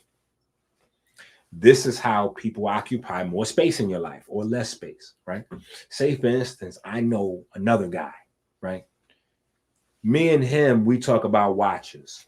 That's our thing, watches. So if there ain't nothing going on, I might not talk to the nigga for a few weeks, maybe a few months or whatever. Ain't nothing going on. But now, say, for instance, I got a guy that I know when we talk about watches. So boom, whenever some watch shit come up, I hit him up as well. You know, I hit up all my watch niggas. Just a get example, right? Like NBA, something in the NBA going on, or with LeBron, I hit up all my LeBron niggas. You know what I'm saying? But that's just people that I know that's interested in talking to me about LeBron. You know, other LeBron stands, if you will, respectfully. Right? We stands. It's all right. We believers. Right? It's all good. Right? We're not arguing that here. Fuck Jordan. Right? But when I have a LeBron thing happen, I'm going to hit all them up. Text. So now some niggas might be busy, whatever. Some niggas respond. I have a few conversations about the LeBron shit. All right, cool. Later on, some shit with some health shit might come up. I hit up all my niggas that's on the health shit. A few conversations. Later on, I'm in the middle of writing some shit. And I call my guy, or I text out my guys that's on some music shit. Yo, what y'all think about this? Yo, I was about to do this. What you think about that? Now, if there's one or two people that I got multiple conversations, then I'm going to talk to those people more frequently. That does not mean something's happening with their chakras and my chakras, and we somehow on a chakra, you know, like that. None of that's that. We just got more shit going on in common. That is it. I like LeBron. He likes LeBron. I like Drake. He likes Drake. All right, cool. So when Drake drop a new album, this probably a nigga I'm going to hit up. Like, yo, some shit I found out about the CMOS. Oh, shit, let me hit up my CMOS niggas. Where Oz at? You know what I'm saying? Like, where's you know what I'm saying? This is how this goes. It's not about no activated chakras. You're not getting no magical, you're not getting no magical code from doing nothing with your anus or no drugs. No drugs or no anus shit is getting you no friends or improving your relationship with your lady. They're going to tell you got to do some anus shit or some drugs to activate your chakras. And activated chakras is the only way to fix your fucked up relationship. Not listening more and communicating more. They're going to save that for after you do whatever goofball shit they tell you to activate your chakras. Then once your chakras is activated, now they're going to tell you the shit that they could have just told you before the chakra bullshit. They're going to say, well, no, you know, you and your lady got good chemistry, but y'all not communicating well. Y'all just need to communicate more, blah, blah, blah, blah, blah. Why can't we just skip right to that? Why can't me having new friends be a result of me giving up old habits and creating new habits? So now I have new friends that are associated with the new habits. and the new places that I hang out at doing my new habits. Because if I never was at the gym before, I was in fucking, I don't know, a smoke lounge or a hookah bar. Now I don't go to smoke lounge and hookah bar. So now I'm hanging out in fucking gyms and places like that. I'm going to start meeting people around there. And not even maybe meeting people as much as seeing people that I already know. Like, oh shit, you work out here too? Yeah, how long you been here? I just started. Oh, I've been going for like 3-4 years.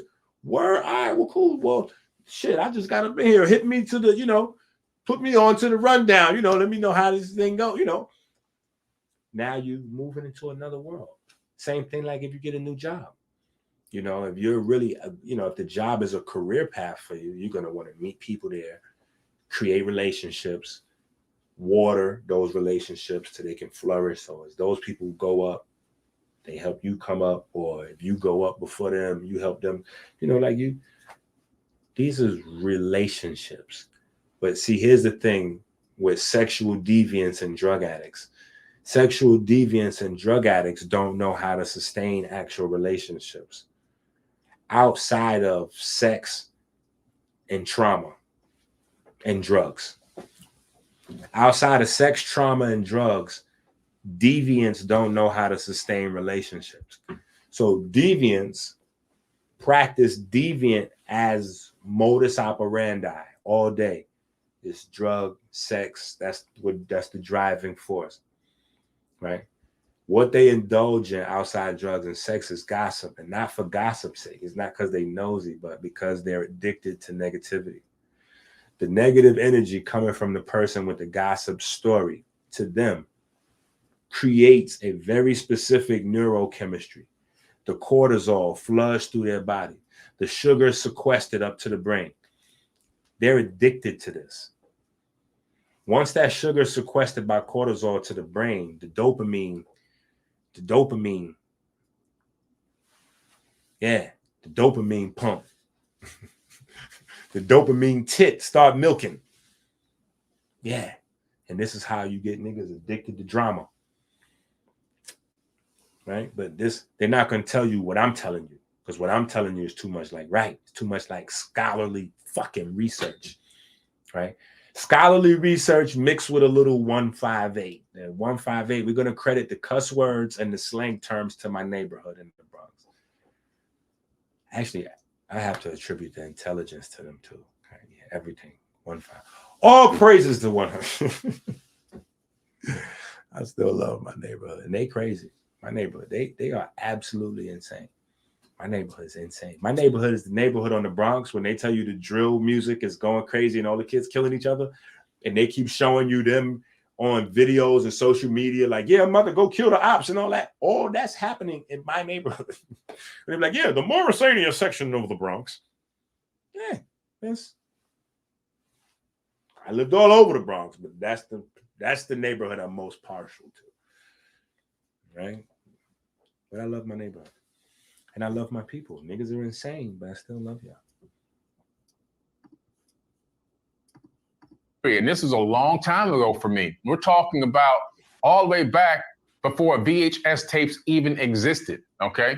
We're talking about 8-track tapes were playing back then and stuff like that. So as we got into VHS tapes and I started doing all these thought experiments and having all these experiences that I was doing with myself with meditations, I couldn't talk to anybody. There's nobody to talk to, nobody to explain this stuff to. Wow. And then imagine over the years, I continue to research, continue to study, continue to be a student.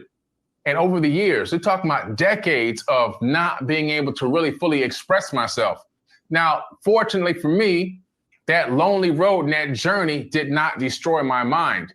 But for a lot of people, what happens is they get this awakening, and it's just the beginning stage, because there's levels to awakening the third eye. It don't happen all at once. For some people, it will. Listen, I'm telling you, this is regular human behavior. These con artists is trying to con you into believing it's something magical. If you ever had a dream that niggas didn't believe in, then you know what I'm talking about. Like, you might be the only person in your family to believe you're going to make it as a rapper or as a basketball player or as a movie maker or as a fucking whatever. You know, you're going to be something amazing when you grow up, the president, whatever. And you're the only one believing that. you're ostracized for making sacrifices and decisions to go along with that. If you have experienced that, it's nothing different. You're dedicating your life and your time to things that nobody around you can understand, and they're not interested in. So it's not that your chakras are not activated. It's just that people are not interested in what you want. If you go right to those same family members that's not interested in talking about no fucking chakras or no goofball shit, and you ask them about something they interested in, they'll warm right up and start talking to you like you never got weird on them. Ask them about the game last night or whatever new song or dance they into. You know what I'm saying? Yeah, talk to them about what they interested in. You'll see, they warm right up to you. Blah, blah, blah, blah, blah, blah, blah, blah, blah, blah, blah. Especially if you open up the door for some good old-fashioned gossip. Hey, what's up with everybody else? What? Let me tell you what such and such doing. They'll open right up to you. So it's not that your chakras is doing something today, chakras and all this other goofball magical bullshit. No. You're interested in things that not many people are interested in. I've been telling you niggas over here for years. There's a reason why I don't do weird things to get more subscribers and views. The shit that we talk about over here is secular, right? We have a very specific palate, a very specific taste for a certain type of information. This is not pop culture we teach in here. It would be great if it was, but it ain't. So if I was gossiping about Charleston White, yeah, there's more people interested in that than talking about mitochondria and fucking melanin. So you got to know, if you're in a mitochondria and melanin circle, it's going to be a few, there's going to be a handful of, yeah. But that's not anything to do with no chakras. But it's a process. There's a step-by-step process of getting more and more enlightened and connecting to that spiritual antenna. But imagine all of a sudden you go from being totally connected to the matrix, and now you're unplugged and you're starting to see everything different, and you have all the stuff inside of you that you want to express, but you can't fully articulate it yet because you're a brand new student. You're fresh in the mysteries. You are an adept initiate, but you don't have the true knowledge and understanding to be able to express it yet. And when you say something to somebody, it's instantaneously rejected. You're scoffed, you're laughed at, you're told you're a fool, you're chasing the devil, you're into demons, you're worshiping demons and all this kind of stuff. So now you feel alone. So, quick question. If you go out to a family function with the family, right? You're out with the family at a family function, and somebody else is taking care of the food. And they getting ready to order like pork, pork du jour for everybody.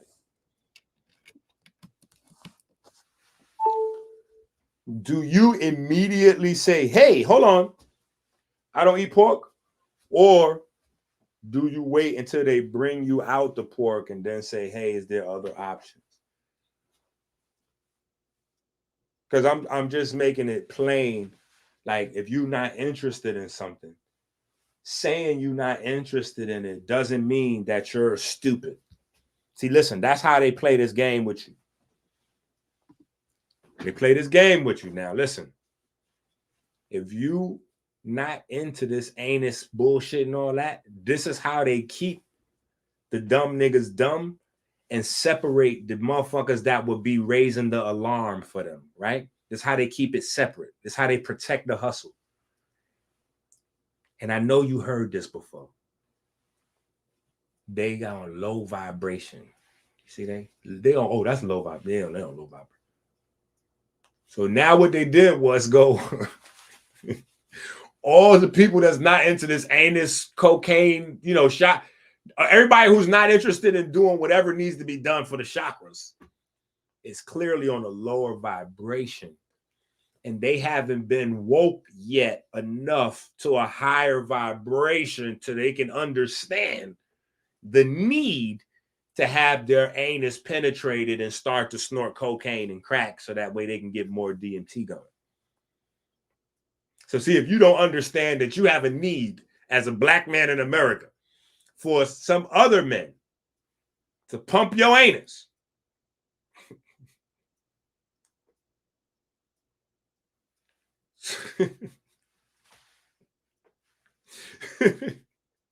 To pump your anus. Yo, I can't with these niggas, bro. So you become vulnerable to also manipulation and exploitation. Another problem that we have in the conscious community. This is something going on right now today. We have people that are awakened enough and know enough and have taken the power of light to flip it for darkness because it can get them views, it can get them likes, it can get them a check coming from YouTube, it can get them a check coming from other social media platforms.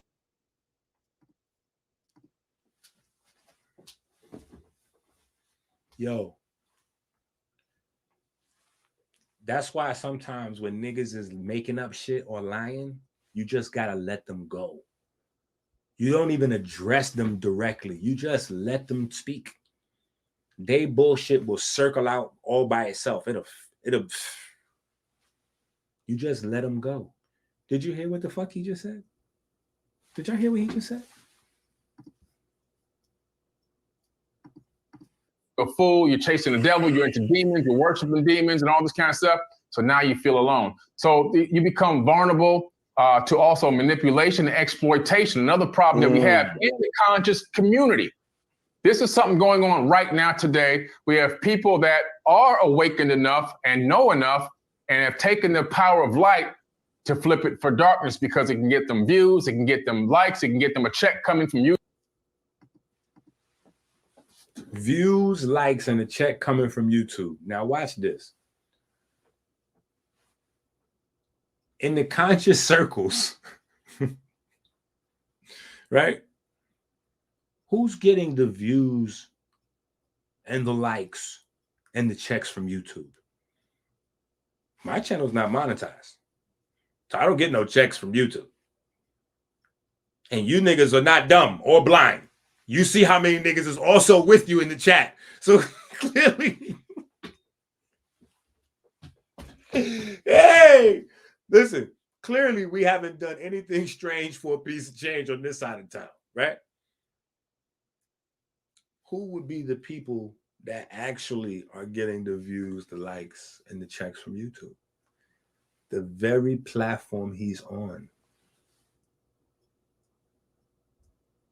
Who would be selling people sexually deviant information on their platform? But see, when they sit, like I told you, this show right here is the show where you get to see the fake, or, you know, this is the recruitment. This is how they're recruiting you in with the third, you know, the third eye confusion. YouTube, it can get them a check coming from other social media platforms. So then they begin to. Now see, Brother Panic and them had a lot of sex programs and all that stuff they was doing. So that's why they was selling a lot of anus stuff. Phil Valentine is into a lot of drugs usage. So he's going to tell you about cocaine and crack being the way to get into heaven and sell you packages and all that. So also it normalizes his behavior, using a lot of drugs, right? Normalizes that, taps him into a network of drug users that's looking for excuses to do a lot of drugs. Oh, no, this is spirituality. You know, we activating DMT molecules in my pineal gland. That's, you know. So Phil's telling you the way to get spiritual is drugs, along with Brother Rich and Cambada. You got the other guys, Bobby and them, telling you anal sex is the way to get spiritual. Boom. Now, Billy Carson, he don't sell no sex programs or drugs. He sells classes.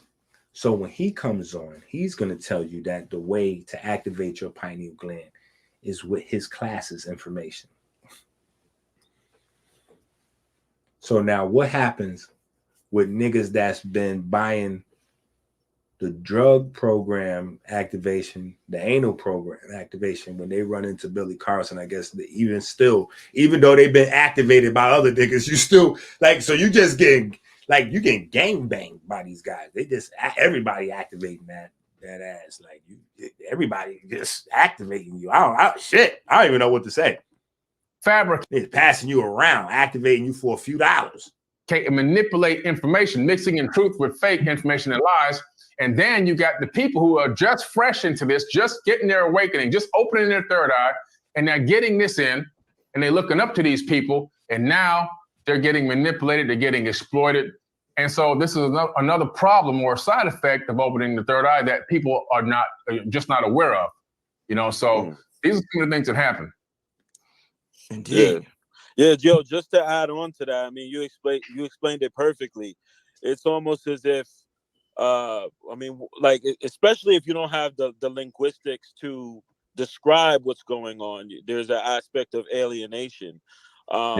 But also, of course, the vulnerability of the aspect of it, it is sort of traumatic because once you open up that third eye or however, and the linguistics behind opening up the third eye have been almost. Now look, Kambada don't got no sex thing to sell you. He got what he trying to sell you? He trying to sell you music. So now he getting ready to jump on and start telling you that somehow the way to activate the third eye. Now he come with a different plan. He gonna tell you he's slipping in his thing for his, linguistically. The linguistics of the third eye, linguistics. So now it makes room for his purchase with his music somehow is third eye too. So watch how he works his hustling. All at once. For some people it will, but it's a process. It's a step-by-step process of getting more and more enlightened and connecting to that spiritual antenna. But imagine all of a sudden you go from being totally connected to the matrix and now you're unplugged and you're starting to see everything different, and you have all the stuff inside of you that you want to express, but you can't fully articulate it yet because you're a brand new student. You're fresh in the mysteries. You are an adept initiate, but you don't have the true knowledge and understanding to be able to express it yet. And when you say something to somebody, it's instantaneously rejected. You're scoffed, you're laughed at, you're told you're a fool, you're chasing the devil, you're into demons, you're worshiping demons and all this kind of stuff. So now you feel alone. So you become vulnerable to also manipulation and exploitation, another problem that we have in the conscious community.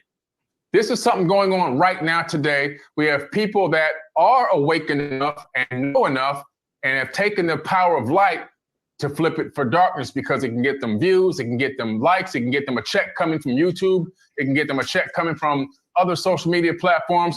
So then they begin to fabricate and manipulate information, mixing in truth with fake information and lies. And then you got the people who are just fresh into this, just getting their awakening, just opening their third eye, and they're getting this in, and they're looking up to these people, and now they're getting manipulated, they're getting exploited. And so this is another problem or side effect of opening the third eye that people are just not aware of. So these are some of the things that happen. Indeed. Yeah, Joe, just to add on to that, I mean, you explained it perfectly. It's almost as if, especially if you don't have. If he explained it perfectly, there would be no reason for him to add more talking. Peep how he add his hustling though with the linguistic. Have the linguistics to describe what's going on. There's an aspect of alienation. Of opening the third eye that people are not. Indeed. Yeah, Joe, just to add on to that, I mean, you explained it perfectly. It's almost as if, especially if you don't have the linguistics to describe what's going on, there's an aspect of alienation.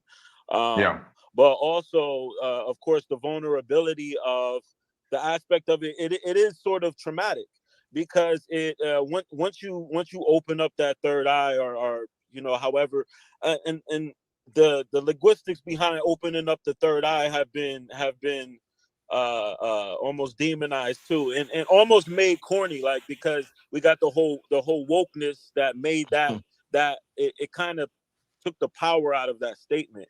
But what's truly happening is it's shattering, it's tearing down the pillars of everything you ever believed. Like watching a simple basketball game, watching a movie, you know, going to a Christmas party with your family, all of that stuff becomes, you start to see the ritual nature in it. You start to see the mechanical, the mechanical movements of humans, the recidivism, the repetitious, and what ends up, it's traumatizing. So the part of the danger is it's almost like trauma bonding. You become susceptible.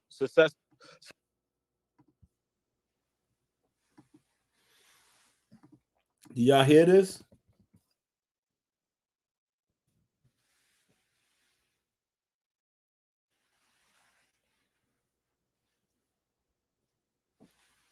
Did my man say, hey, yo, chill? Maybe I misheard. I want to assume I misheard, because I thought he said recidivism. I thought he said recidivism. Yo, if y'all listen to these guys talking, man, you got to let these guys talk and talk their shit. I think I heard him say recidivism. Now, if he said, man, what the fuck is these niggas? These niggas is the living color nigga just babbling shit off. Damon Wayans from Living Color. That's who these niggas are. This shit crazy.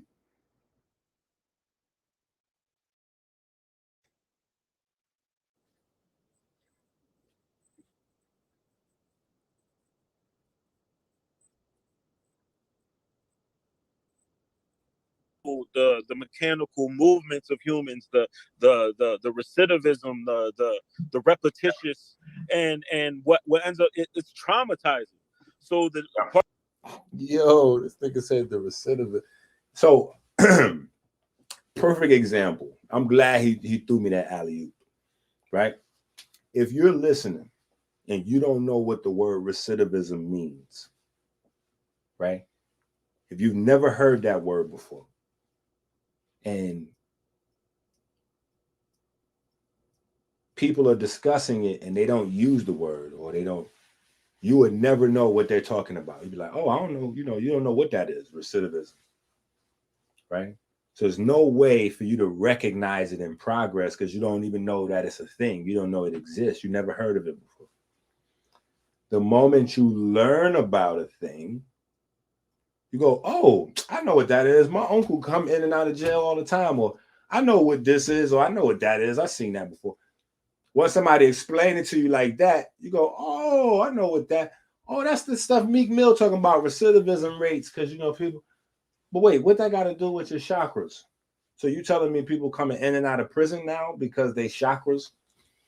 You saying people going in and out of jail now because they chakras not activated? See, because he's selling hip hop. So he's selling you linguistics and jail street shit for chakras.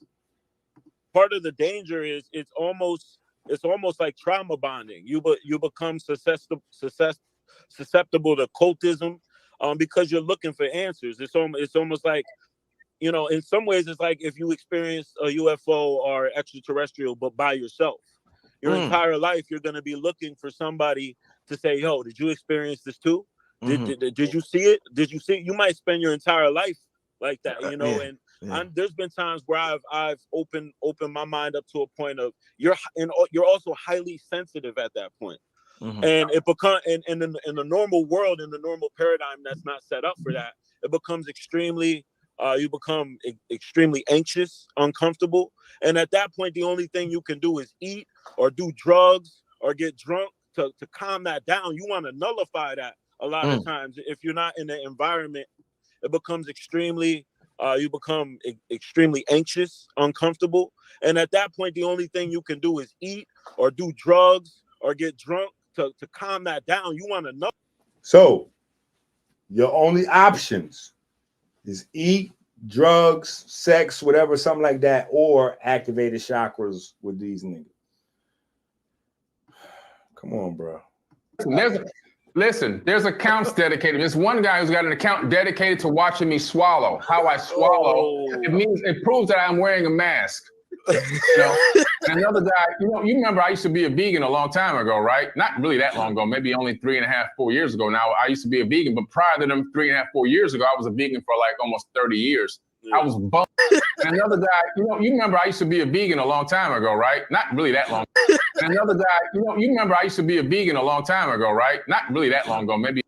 And another guy, you remember I used to be a vegan a long time ago, right? Not really that long ago, maybe only 3.5, 4 years ago. Now I used to be a vegan, but prior to them 3.5, 4 years ago, I was a vegan for like almost 30 years.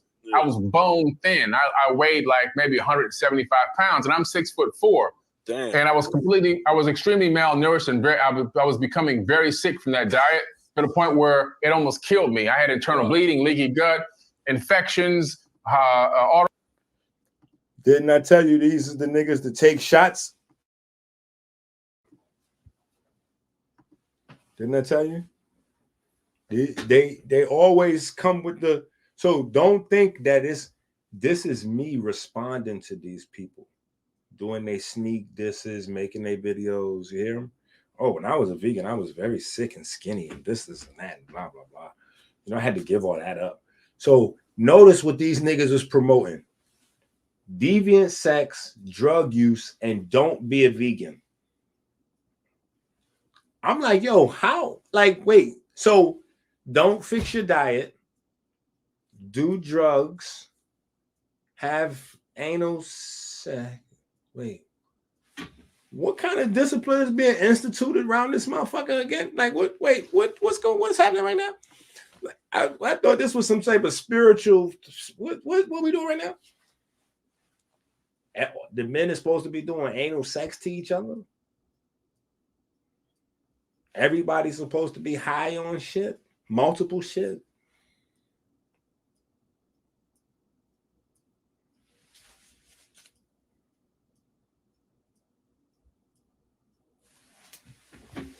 This shit is crazy, bro.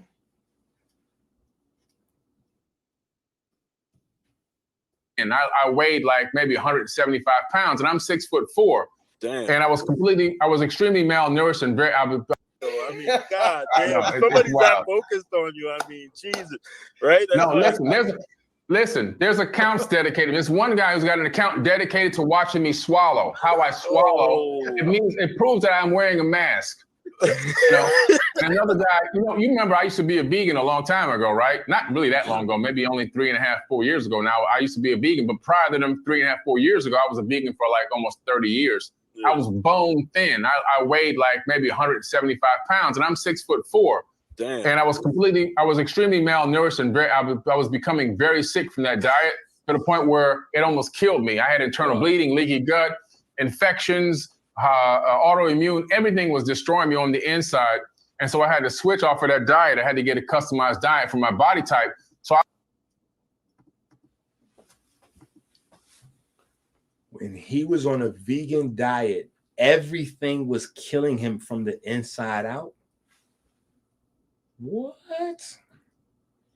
The LSD and the cocaine snorting and all that shit, and the anal sex, all that shit that these niggas doing, none of that didn't bring down, that didn't slow anything down. You know, the anal, all that Brokeback Mountain shit they got going on with the drugs and the anus, this and that with Baba Phil and all.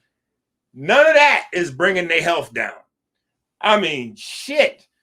These asparaguses and kales. I mean, all these salads is fucking these niggas up. Clearly, let these motherfuckers have an apple or orange. They breaking out into hives and all kinds of shit. But, a little LSD, LSD, mushroom. What he said? He did all three at the same time.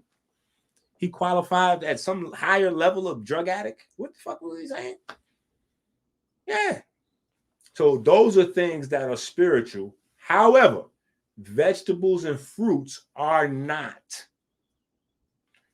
Men having anal sex is spiritual, but vegetables and fruits are not.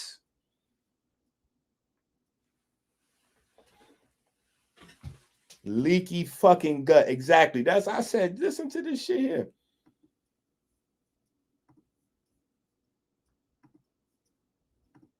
And another guy, you remember I used to be a vegan a long time ago, right? Not really that long ago, maybe only 3.5, 4 years ago. Now I used to be a vegan, but prior to them 3.5, 4 years ago, I was a vegan for like almost 30 years. Yeah. I was bone thin. I weighed like maybe 175 pounds, and I'm 6'4".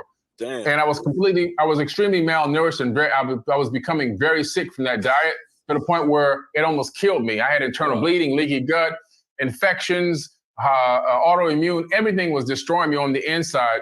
And so I had to switch off of that diet. I had to get a customized diet for my body type. So I went from 175, now I'm 220. I'm back in shape, I'm strong. Today I was throwing up the 80-pound dumbbells and, in the gym, which I just post. So they'll show a picture of me, but from like 5, 6 years ago when I was like 175 pounds, and then show a picture of me now, but they done never heard of a diet in a gym. You know what I'm saying? So, I guess technically so you are a different person. You are a different person in some ways, like, Technically, right? Yeah, we're thinking about it in metaphysical terms. Metaphysical, yeah, absolutely. But but this is the dangers of the third eye thing. This is the dangers of becoming slightly awakened and then getting all this and then going hyper conscious and then going crazy. And there's a lot of crazy people out here right now. Oh yeah, more than ever. So what I want to ask is, there's a lot of talk about mental illness in this, all over the world, and especially in this country right now. And a large portion of it is blamed on social media and everybody comparing themselves to everybody else and feeling depressed, feeling down, feeling like they're not doing as good as the next person. Some of it is blamed on the food that we eat. The majority of the serotonin is produced in the gut, and the food that we eat, we're not producing certain things that we need to produce. These neurotoxins that we're eating, the MSG, the high fructose corn syrup, all of that has an effect on our mood and how we feel throughout the day. But now what's not talked about, do you think another aspect of the mental illness that we are seeing is people having access to too much information? So they watching all of these videos on the internet. They're watching, all these conscious videos, all of these spiritual videos on the internet. And then they look at their life, they look around them, they start to hate their job. They start to hate their surrounding more than they ever hated it. So I don't know if it's the blame, but do you think that all the access to information is partly to blame with this crisis of mental illness in this country? Well, let me tell you, another great question. Huge problem. This is one of the reasons why I created Forbidden Knowledge TV, because I wanted to create a network that had curated content that if people went there, they won't go completely bonkers crazy. Because what happens is there's so much input. We got Instagram, Facebook, TikTok, we got YouTube, we got all these other platforms, Twitter and all this stuff. And we got, people posting content nonstop all the time. You don't know what's real, what's fake. I see so many fake posts every single day. I mean, I see people, claiming AI images are ancient statues and ancient, stargates. And I'm like, that's an AI generated image. And then that's getting shared like 1,000 times. And I'm like, oh my God, this is just crazy. And there's so much fake stuff that's just fabricated or made up, or people have an emotional feeling about something, so they make it as a statement versus asking it as a question with nothing to back it up, no links, no talking about. And then you have the next big problem is the short videos, reels, TikToks, clips, and those kind of things. So those things are a minute or less. So somebody might hear me or you or Kambada talking for 57 seconds. And that has some knowledge in it, but it's a small context of the big picture. They take that as complete education. They listen to that 57-second video and they'll say, I know everything about this topic. Now I'm a genius. And then they run off and start talking about it without going and doing any research. And then you do that. Now multiply that by 100, 200, 300, 400, 500, 1,000 clips a day. People who just scroll. They're getting small, tiny pieces of information, but not enough to paint a full picture. So listen to what they're saying. They're saying people out here getting knowledge, information is making them go crazy. It's not when alleged bank scammers become financial gurus that sell Bitcoin classes for $5,000, $10,000 with alien information to get rich from alien money, which is Bitcoin, and tell these stories that you can't understand unless your chakras is activated. These is the thing, not them. Those is not the things that's making niggas crazy, right? When you see a nigga sit down on a bench talking to a male rape victim of male on male rape and say, listen, if the person that raped you raped 1,000 kids, I would still idolize him. And then that guy goes to jail allegedly for similar crimes. You telling me that those things are not the things that are making people in the community or people in the Black community at large or people in the world period go crazy? The people that's exposed to these videos more specifically? You telling me that when these niggas that been lied to about their anus getting without needs to be activated and all that, you telling me when these niggas find out they've been lied to after somebody done had them do something dumb with their body, you telling me that's not making niggas go crazy? Think about it if it was you and you done listen to these niggas for years tell you about how your anus got to be pumped and dealt with and the serpent got to go up into it once a week and all that. You done listen to this shit for years from Bobby Hemming and all these niggas, red pill, blue pill, 19 keys, whatever, all they telling you, oh, Baba Phil is Baba Phil and Bobby, you know, Bobby Hemming is, you know, the master teacher and all this. So you like, oh, okay, so I got to get like, you know, I got to study the master teachers clearly, you know, okay, boom. So the serpent got to go up in your anus. So you allow something to happen to you. What you gonna do later on when you find out that was some bullshit? Because now you watch the next video and you see the same nigga that told you in the last video, Brother Rich. You see Brother Rich sitting next to Dr. B. Dr. B selling you an anus program. You turn around next day, you see Brother Rich sitting next to a nigga, he's selling you a whole nother chakra program. Oh, this is how you activate your chakra. You got to go into my pineal gland class. That's going to activate all the chakras. Then you're going to turn on that same fucking channel and see Brother Rich sitting next to Phil Valentine. Phil Valentine going to tell you you got to snort cocaine or crack to turn that into DMT and to activate the pineal. You're going to start to feel that type of shit there would make you crazy. Not somebody telling you, hey, don't eat too much processed food. You know, you not somebody telling you, you know, hey, this is how you can make some more money investing in real estate. Boo. That's not driving niggas crazy. What's driving niggas crazy is, I'm going to tell you what's driving niggas crazy. Listen, this is what's driving niggas crazy. What's driving niggas crazy is all of the women that done listen to these conscious niggas, right?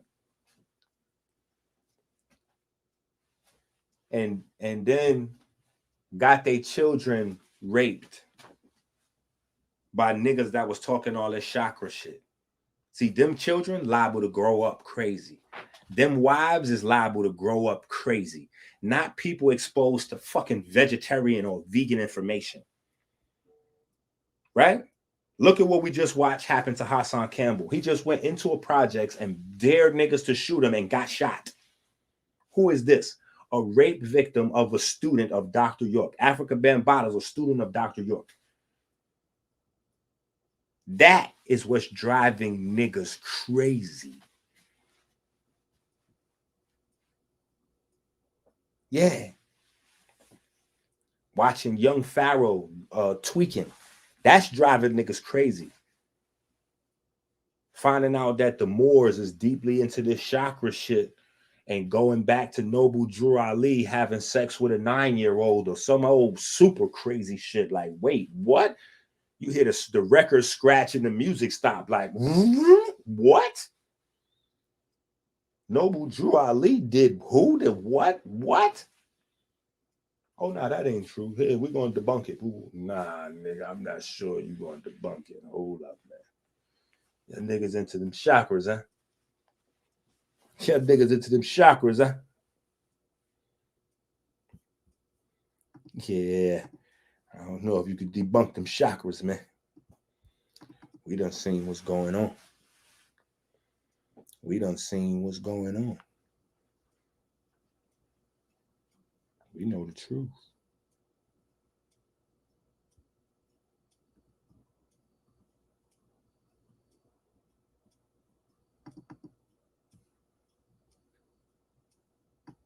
The booklet that you're referring to is entitled Chakras, a Moorish American Perspective that I wrote. The booklet that you're referring to is entitled Chakras, a Moorish American Perspective that I wrote. Remember when we left off the Manipura chakra? Is that correct?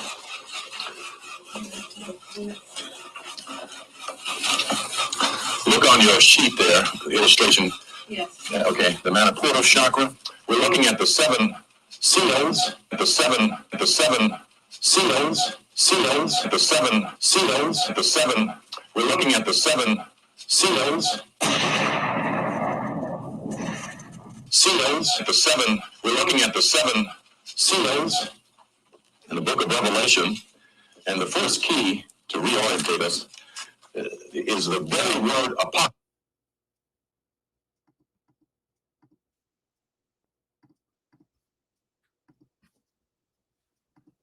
It's just that it's not given to believers. It's only you maintained amongst the priesthood. Are we clear? Now, keep in mind also, part of the mission of Noble Raleigh is to pull the covers off of all secret organizations. And also to expose the fundamental principles for the purpose of dissolving the corruption of the priesthood by exposing what the priesthood knows. And most of the stories that you read in the different books about different characters actually have to do with different energy activities within your body and the activation of those energies, the development of your body, what they say, the Christ, the body of Christ.